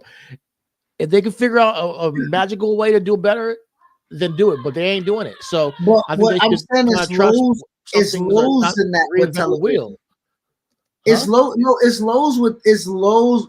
Okay, we see it even with WWE. Sometimes it's a continuous from the end of the 8 o'clock hour to the 9 o'clock hour where they're on TV. So where they don't want a commercial coming in, or something like it. The way that a show is formatted and structured is week to week. Now I'm hearing you as far as AEW from week to week doesn't keep you, but when we're talking about the basis of the show, what's keeping me is what they're offering. If they're saying that Shibata and Will Ospreay is going to be a match on TV that I don't have to go behind a paywall to watch, if it's 20 minutes, it's 20 minutes, because even if it was on a pay-per-view, it would have been the same thing. If it was a pay-per-view that we paid $60 for, regardless of the story, the show itself, when we tune in from 8 o'clock, the show itself, if it was a pay-per-view and it was Shibata and Will Ospreay 20 minutes, that was going to be just what it was. So I know, but you just said that's something. My point is that it should matter more. My point is that, you can make it so Shibata is a bigger star after the match rather than just a guy who's getting his ass beat every other week by people who are trying to push for another angle. Like I think that you hold off on those matches, especially Fletcher and him who have a freaking history. Like there could have been a turn.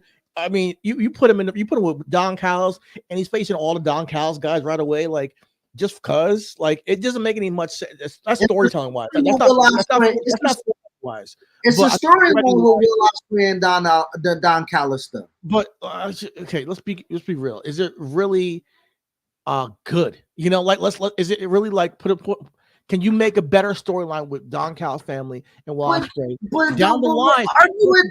Time out. Let me hear. Can you hear me out? Because you just asked a question. I need to clarify what I'm trying to say, because when it comes to storytelling is one thing. When it comes to formatting is one thing. 20-minute match starting the show. I was halfway through that. I was like, all right, this is kind of all right. Boom, kicking out of finishers and all that stuff. I think can be a little bit drawn out, and you can kind of lose people, even though they're great, talented people. Whereas if there was a story behind Shibata and Will Ospreay, and that led to a pay-per-view, it could be a more meaningful match, and that match would mean more. Now, if that match happened with the story, would it matter more? I'm asking you, would you? If does the story with you make the match better, even if the match is good without the story? Yes, 100%. Because like I said to you a million times on this podcast, it's just an exhibition. If you're just having matches, I'm telling you, there's matches that have happened in AEW over the past 3 years that have been classics that we can't even remember off the top of our head. That's not a good thing. We want to capitalize on those moments. That these classical moments where I can mention something and you're like, oh yeah, they did have that match. That was great. That was a banger. I'll go back and watch it. I shouldn't have to do that. You should be able to be like, yeah, that from that match led to her becoming this or him becoming that, because that catapulted them. Like what they did with Swerve and Hangman was perfect. Like that's what I want to see more of in AEW, because I think that boom from there, Swerve. So you want them to follow that same format every story, not story, but I think that format. I think they should put more attention on building to a big match rather than, hey guys, we're just gonna give you Will Ospreay. He's on our show. Let's throw you over the head and bang you over the head with Will Ospreay matches. He's a spectacle. You kind of should use it like that rather than saying, here's everything he can do in the past 3 weeks. And people are like, all right, that's Will Ospreay. Cool. We know him. And what next? I think Will Ospreay's first match should have been at the next pay-per-view, and maybe had first really big match. Maybe he should have had like maybe a 5-minute, banger, or, a 7-minute banger. And that's it. One, maybe before Bryan Danielson. After that, he can build to something with Fletcher and have a disbursement from and breaking up from the Don Callis family. Then after that, then you can get Shibata and him in like a knockdown drag out. Then after that, boom, we're over here at Wembley. He's champion. Like that's how I picture it. Now you just hotshotted all those matches, and the angle you could tell with him and Don Callis could have been right after Bryan Danielson, him breaking away from them and then going to Wembley. You could still kind of do that, but you've already used the Fletcher match, used the Takeshita match. That could have been a bigger moment. But those along the road. What you're arguing to me though is you're arguing two different things. You said format and story is different, and you're arguing the story because the format of their wrestling shows come here for the wrestling, and we give you the story within after the match. Like AEW is, from how you like it, it is different. It's opposite. They do give you, like Kenny Omega and Bryan Danielson had no story at all. And it was one of the biggest and best matches of their of that company's lineage, without not one build or anything like that. And after that, everything that we've decided for Bryan Danielson, he needs to win a title. He needs to do this. We've been riding away because he lost that match. We created a story after that match. It was no story until the match happened. I don't think that we've been doing that. At least me, I haven't been like, oh, I'm waiting for Bryan Danielson. I think that him and we wanted him to win an AEW championship. We want to win a Continental Cup. We wanted him to win an ROH championship. We wanted him to win the title. We wanted him to, because he hasn't since he's been there. That's been the art of Bryan Danielson. He's lost. I mean, once he said that he was retiring next year or later on this year, I was like, man, yeah, maybe he should win the title before he leaves. But I don't look at that as a thread of Bryan Danielson. I don't. I think I think he's had opportunities and he's lost, and he's more so he put people over. And I think that if they told that story on television, I think we'd be more interested in Bryan Danielson. I do. I think that we're just, oh, okay, Bryan Danielson's here. I'm a fan. I'm gonna watch that match. Boom. But I think I know I'm not wrong when it comes to building to a big payoff match. And that's just wrestling 101. And I think that you could have done that with these matches that Will Ospreay's been having in a better fashion. I think 100% that the storyline leading to the big match is a way better moment. I love you, Chidi. And you just gave me 15 minutes ago that you'll take what you want with Jimmy and Jay, and they didn't build you up to one of the biggest matches of their careers. So I'm doing that on that. Yeah.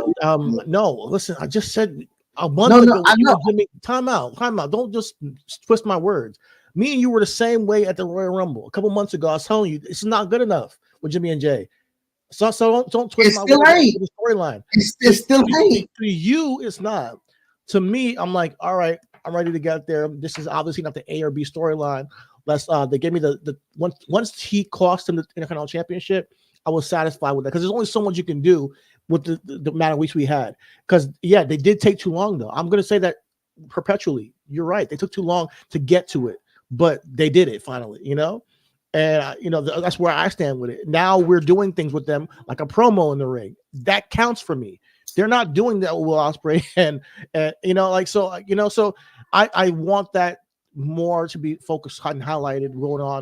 Now, Samoa Joe and Swerve, I like what they're doing with them. I think that Swerve's out to get his revenge. I'm cool with that. It's a revenge story. Cool.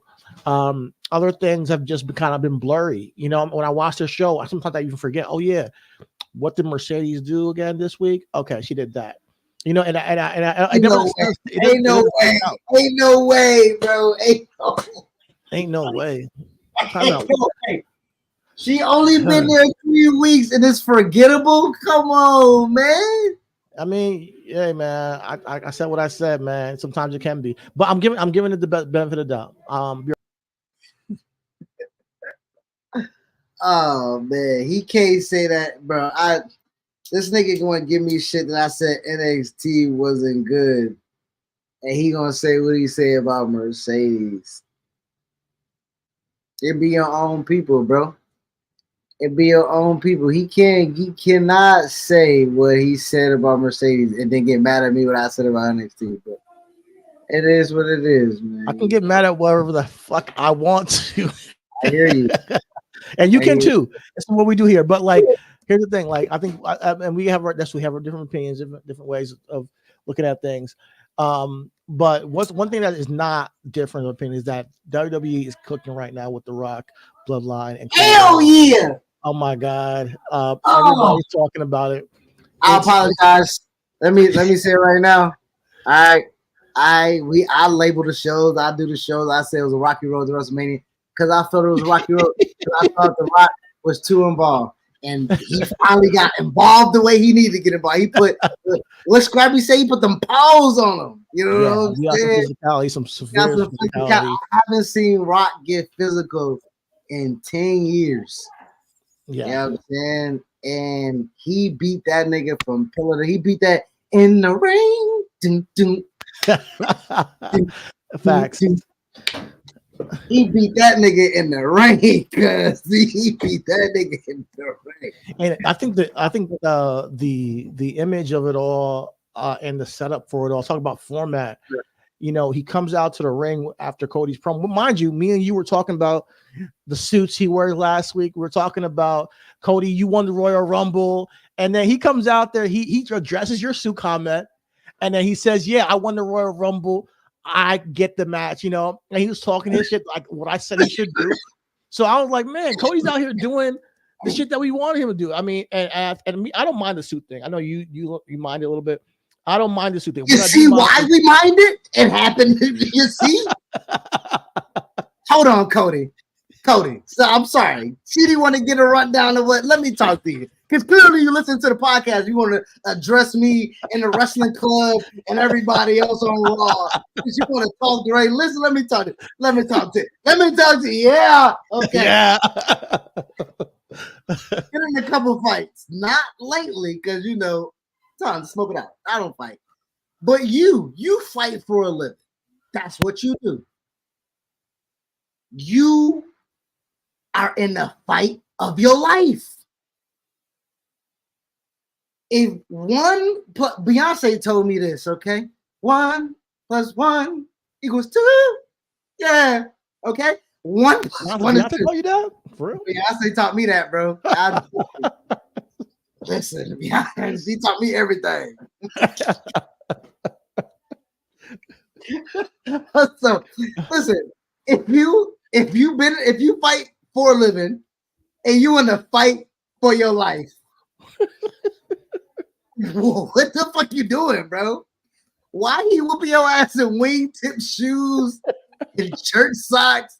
You got your little pocket watch hanging out, bro. Like he beating the granddaddy clock off your ass, bro, because you want to be a youth pastor of a mega church. Bro. Get your ass out of here, bro. Wow, man, you gotta let Cody beat him, man. And Rock was they say he didn't even unbuckle dress his vest. for the job and role you want to have than the job that you do have, they say. And Cody's dressing for becoming the face of the company, man. So I love his suits, man. I really do. He has like some nice suits. But bro, he ain't Steve Harvey. We ain't finna go get the motherfucking Cody suits off the rack.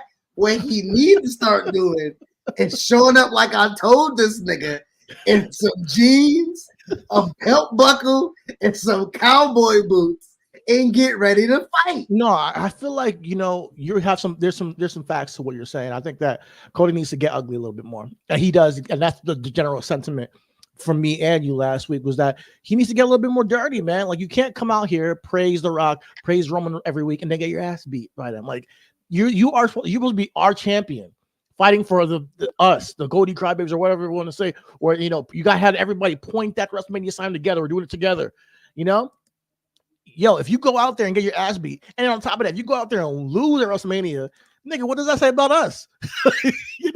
You cannot let them down. He has to show a little bit more backbone. Like it has to happen when it comes to these promos. For me, it's the promos. It's specifically the promos. I want to see more fight and fire in those promos. And now that you got your ass beat by The Rock, bloodied up in the rain, rip your suit, like he said, the granddaddy clock beat off his ass. You cannot do this political good guy act anymore. We want to see the angry, ruthless version of the night. We want to see the American Nightmare. Where's the nightmare part? Listen. Where's the nightmare? I'm gonna say was American. Chitty, he got it in his belly, but he ain't gonna say it how I say it. The motherfuckers that been putting koofies on your pictures and shit like that, talking about you black, bitch, you better show up, okay? You better show the fuck up, nigga. All right? You getting the pictures of Martin Luther King and shit like that, Malcolm X, bitch, you better show the fuck up. Because them niggas been some old niggas for a minute. We been holding them niggas down. We already rock with them. You really a colonizer. You know what I'm saying? You Agent Ross around here. You got to earn your trust. You got to go through battle right now. You got to go through some struggle. And you got to show some grit and some gut, some fire, some intestinal fortitude. You got to, whatever, nigga. Ask Brandy, can you borrow your balls out the baby bag? So you're going to say that, but I can't say daddy to Tony Khan. You going to say, he's a grown-ass man too, nigga. He's a grown-ass man. Hey now. Listen, man. Hey, teachers, you see, follow the playbook. If you're gonna follow the play, you follow the play. If you're gonna set the playbook, you follow the play that you tell me you follow. Listen, you gotta respect Cody. Cody's doing his thing. And I think he's on another level right now. But I think that you gotta kick it up to another notch as far as his character. And he has to be more aggressive. But it's the go home show. Tomorrow's the go. Tomorrow, as we named, tomorrow's the go home show. There's only one thing that he can really do to fire it up. We gotta see him flat the tires of the jet, right? Like we gotta see him be like, ain't no shrimp, ain't no champagne, ain't no nut. Like we gotta see him go. Like gotta see. Yeah. like I don't shit want to like see no nice boy act, man. I, None of this, I'll none of tell this, you, this fucking listen, Boy I'll Scout tell you what, bullshit. if he do that shit, I'm booing that nigga. I'm telling you None of- right now. no. I want Roman to beat Hulk Hogan's record. Then beat that nigga, pin that nigga, get the fuck, bro. I don't want to You claim got that. one shot, Cody, on Monday Night Raw tomorrow night. You listen, you white, so listen to Eminem. You only got one shot. Yeah. He your nigga. He your You got nigga till one you get shot. back over to the nigga side. He your nigga. You got one shot to turn it the fuck up tomorrow. And if not, you're gonna lose support. You A gonna lot lose of people- support, nigga. Yeah. Nigga, You know, so lose your ass. you're gonna lose support, not yourself. But you got Nigga, no, lose but you gotta support. lose yourself. Like, let's talk about it. Eminem, yo. Tonight's your lose yourself moment. And he left you bloody, bro. He came out there and whispered to you, I'm gonna make you leave.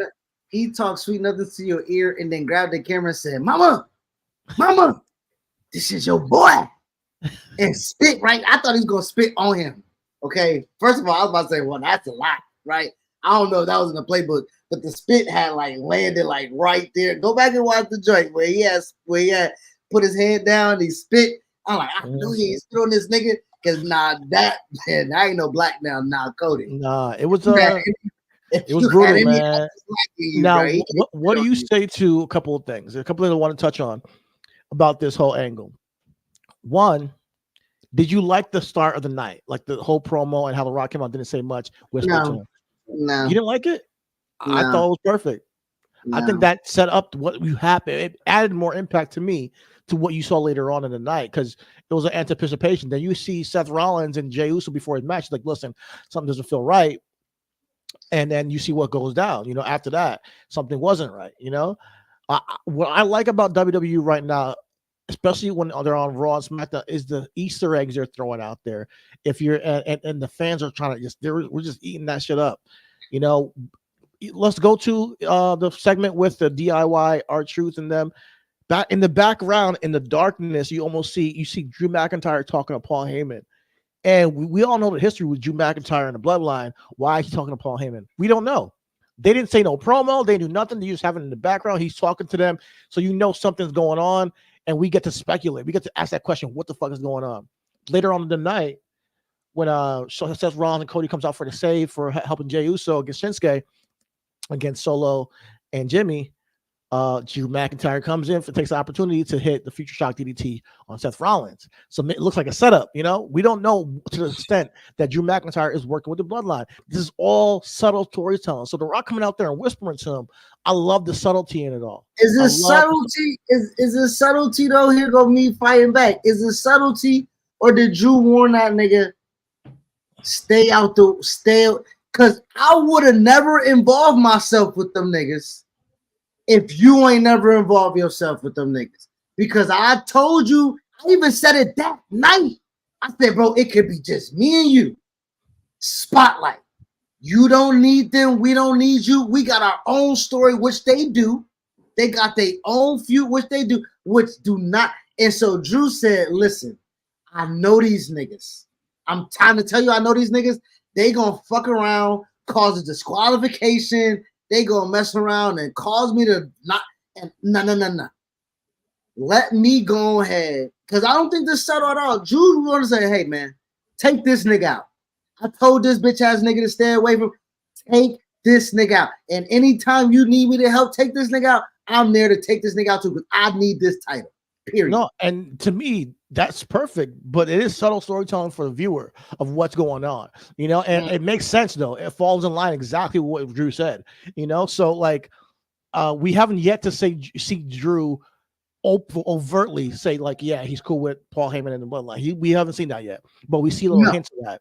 On top of that, and I don't think he's cool though. I don't think he's cool. I think it's the enemy. The enemy of my enemy is the enemy. We about to take this nigga out.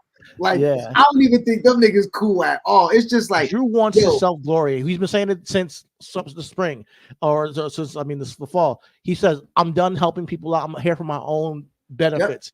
You know, which is me being a champion again. If he has to go through helping the bloodline, all right, if that's in line with what I want for myself, I'm willing to get to use that as an opportunity as well. I love what we're seeing here. It's like these little intricate pieces to the storyline.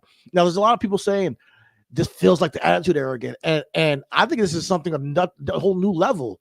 I think we're in a different era. I don't know what to call it. I don't know what's going on, but it feels special, man. The blood was with Cody. It was highlighted for the first time in a very long time. The camera was right on the blood. It was a purposeful, and it was literally a blade job. We don't do those anymore unless it's Hardaway. When's the last time there's been a blade job for WWE? You know, it's been decades.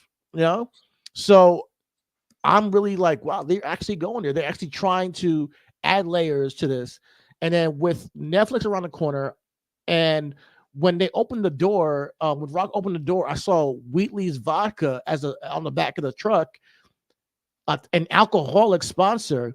TKO, I think they're a little bit more liberal with how they're going to approach this next era for WWE. I don't think it's going to be PG when it gets to Netflix. I have a feeling that it might not be, but this might be a little taste because we're leading to WrestleMania to show you what we're going into. And I think it was perfect timing to add a little bit more sauce and to this angle and just drum up more anticipation. I can't wait, bro. And then you saw, John Cena and Stone Cold in the lit up truck. So people are speculating if they're going to show WrestleMania and they're going to be part of this whole thing. It's a lot going on. Why would they do that though? Why would they what? Why would Rock and Stone Cold show? I mean, Stone Cold and John Cena? Yeah. I think that was on purpose, though. I think that was lit up for a reason, and the camera was showing it like halfway Rock, halfway that. It wasn't like just showing the Rock beating him up. I think there was a purpose behind showing Stone Cold and the Rock. I think there was a purpose behind all that. I could be wrong, but I think that with the bloodline being such a big force in wrestling right now in the WWE, if there ends up being bloodline rules, then would it be crazy for John Cena to come help Cody or the Stone Cold to show up and help him and, end this era of this dominant reign of Roman Reigns? I don't know. And I don't know what that does for, Cody in the long run, but I think it could be a possibility if they start to really, beat the shit out of Cody Rhodes in the main event. And there's no hope. He's by himself. They're whooping his ass. And then you hear the glass break or you hear, John Cena's music hit. I think it could be a cool moment for them to make it a one-on-one fight again. And then you get Roman and Cody one-on-one for the last maybe 5 minutes of the match, and boom, Cody gets his his heat back. I think it's a possibility. I don't want to speculate too much because I'm really just ready to see what happens. But I love the conversation. I love the conversation and the speculation going forward. So that's where I'm at with it all. I think, like you said, business, as JR would say, business has picked up.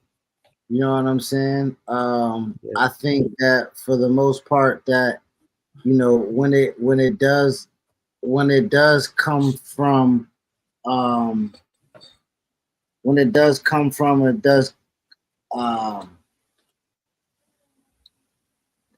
the aspect of creative expansion, we noticed that very much so. Like we noticed that, and it sticks out like a sore thumb that they're doing something totally different, and it looks great. It looks cool. Give me 1 second. I'll be right back, brother. Yeah, I think we noticed the change in the tonality more than anything of the show. So I'm really on board where we're going right now. And the whole CM Punk and Seth Rollins and Drew McIntyre something. Another thing, they're giving them more freedom on the microphone. Was it a little bit I don't know, it felt unscripted, felt a little bit, disjointed as a segment? Absolutely. But I prefer that. I prefer it to feel a little bit more organic when they're out there, not getting a script and saying, hey, listen, go beat by beat, hit all these words, go line by line and read this. And this is what's going to get us to the next level in our story. Let them go out there and tell their own story. I think when you got professionals and veterans like CM Punk, Seth Rollins, Drew McIntyre, they can make magic out there. And when you don't get moments like CM Punk, what Drew McIntyre saying, I finally know that I'm the chosen one.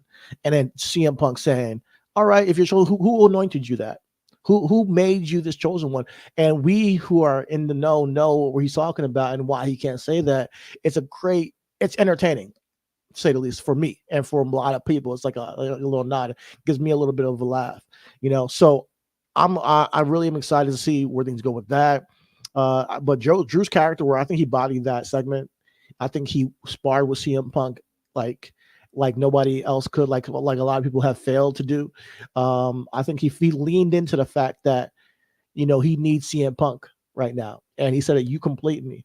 I think that's that kind of disarmed CM Punk in the promo. He couldn't now say, oh yeah, I'm making you guys interesting, and he did say it, but like, yeah, Drew's not denying that. Drew's not there to say that he needs to put you on a t-shirt and all that shit. Like all the things that CM Punk said in Chicago kind of rang true, but kind of hollow, because the fans still want to hear what Drew had to say.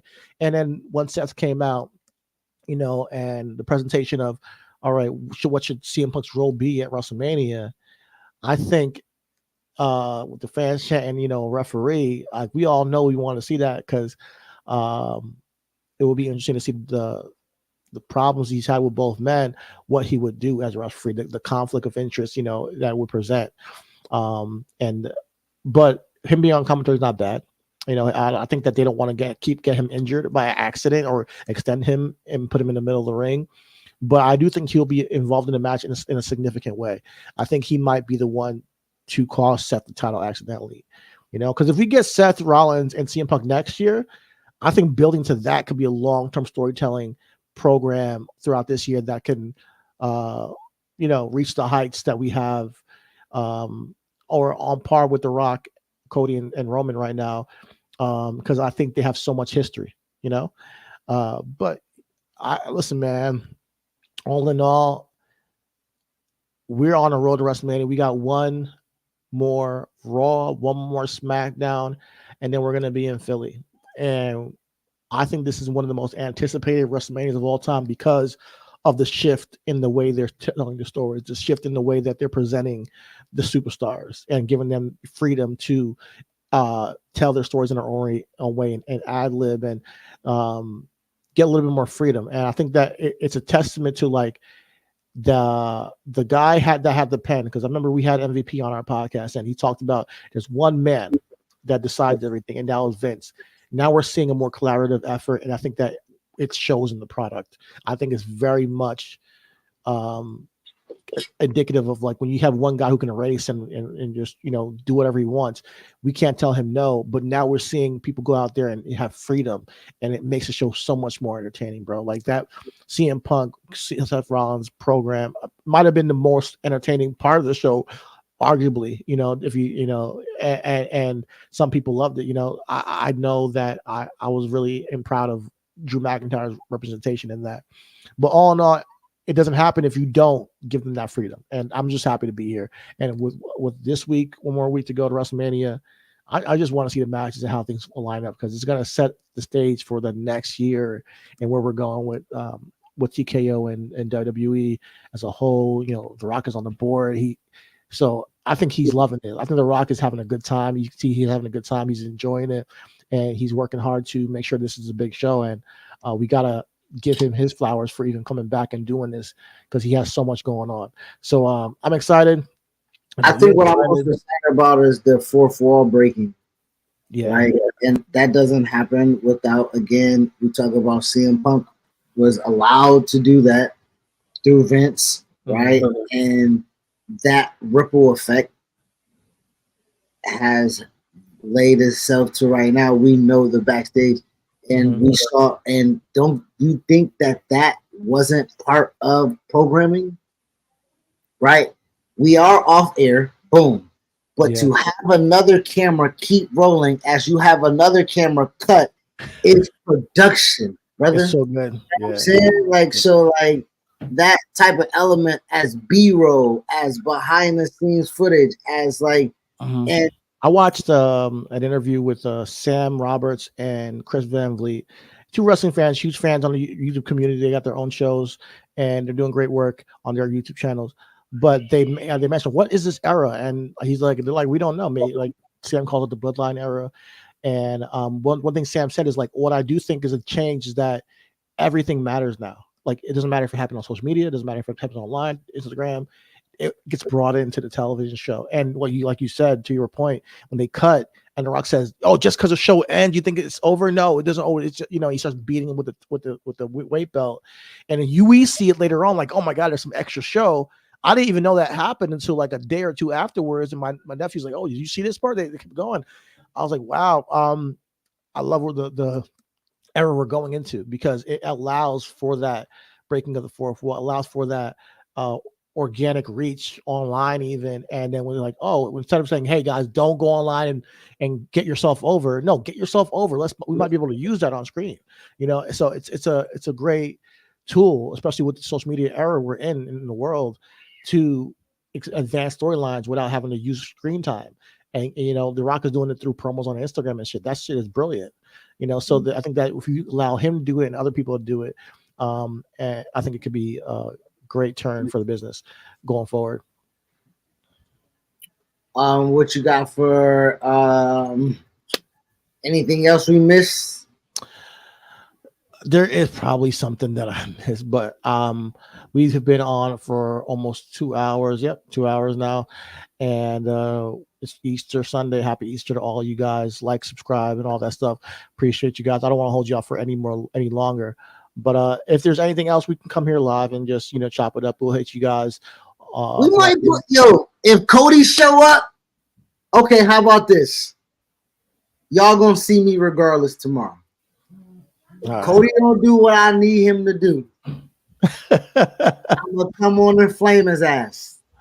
If Cody do what I asked him and need him to do, that means Raw probably would have been a fire banger go home show. So exactly. you know what I'm saying? And so we'll leave it at that. All right. I'm supposed to be wearing this Freddie Gibbs shirt. You know what I'm saying?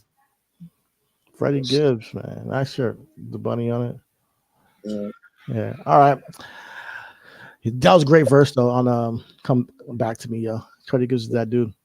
Yeah, very nice. Yeah. But yeah, we're gonna get up out of here, guys. All's love. Everything is wrestling. Happy Easter. We'll see y'all next week. Follow us on all the media socialness, and we are out. Peace. Peace.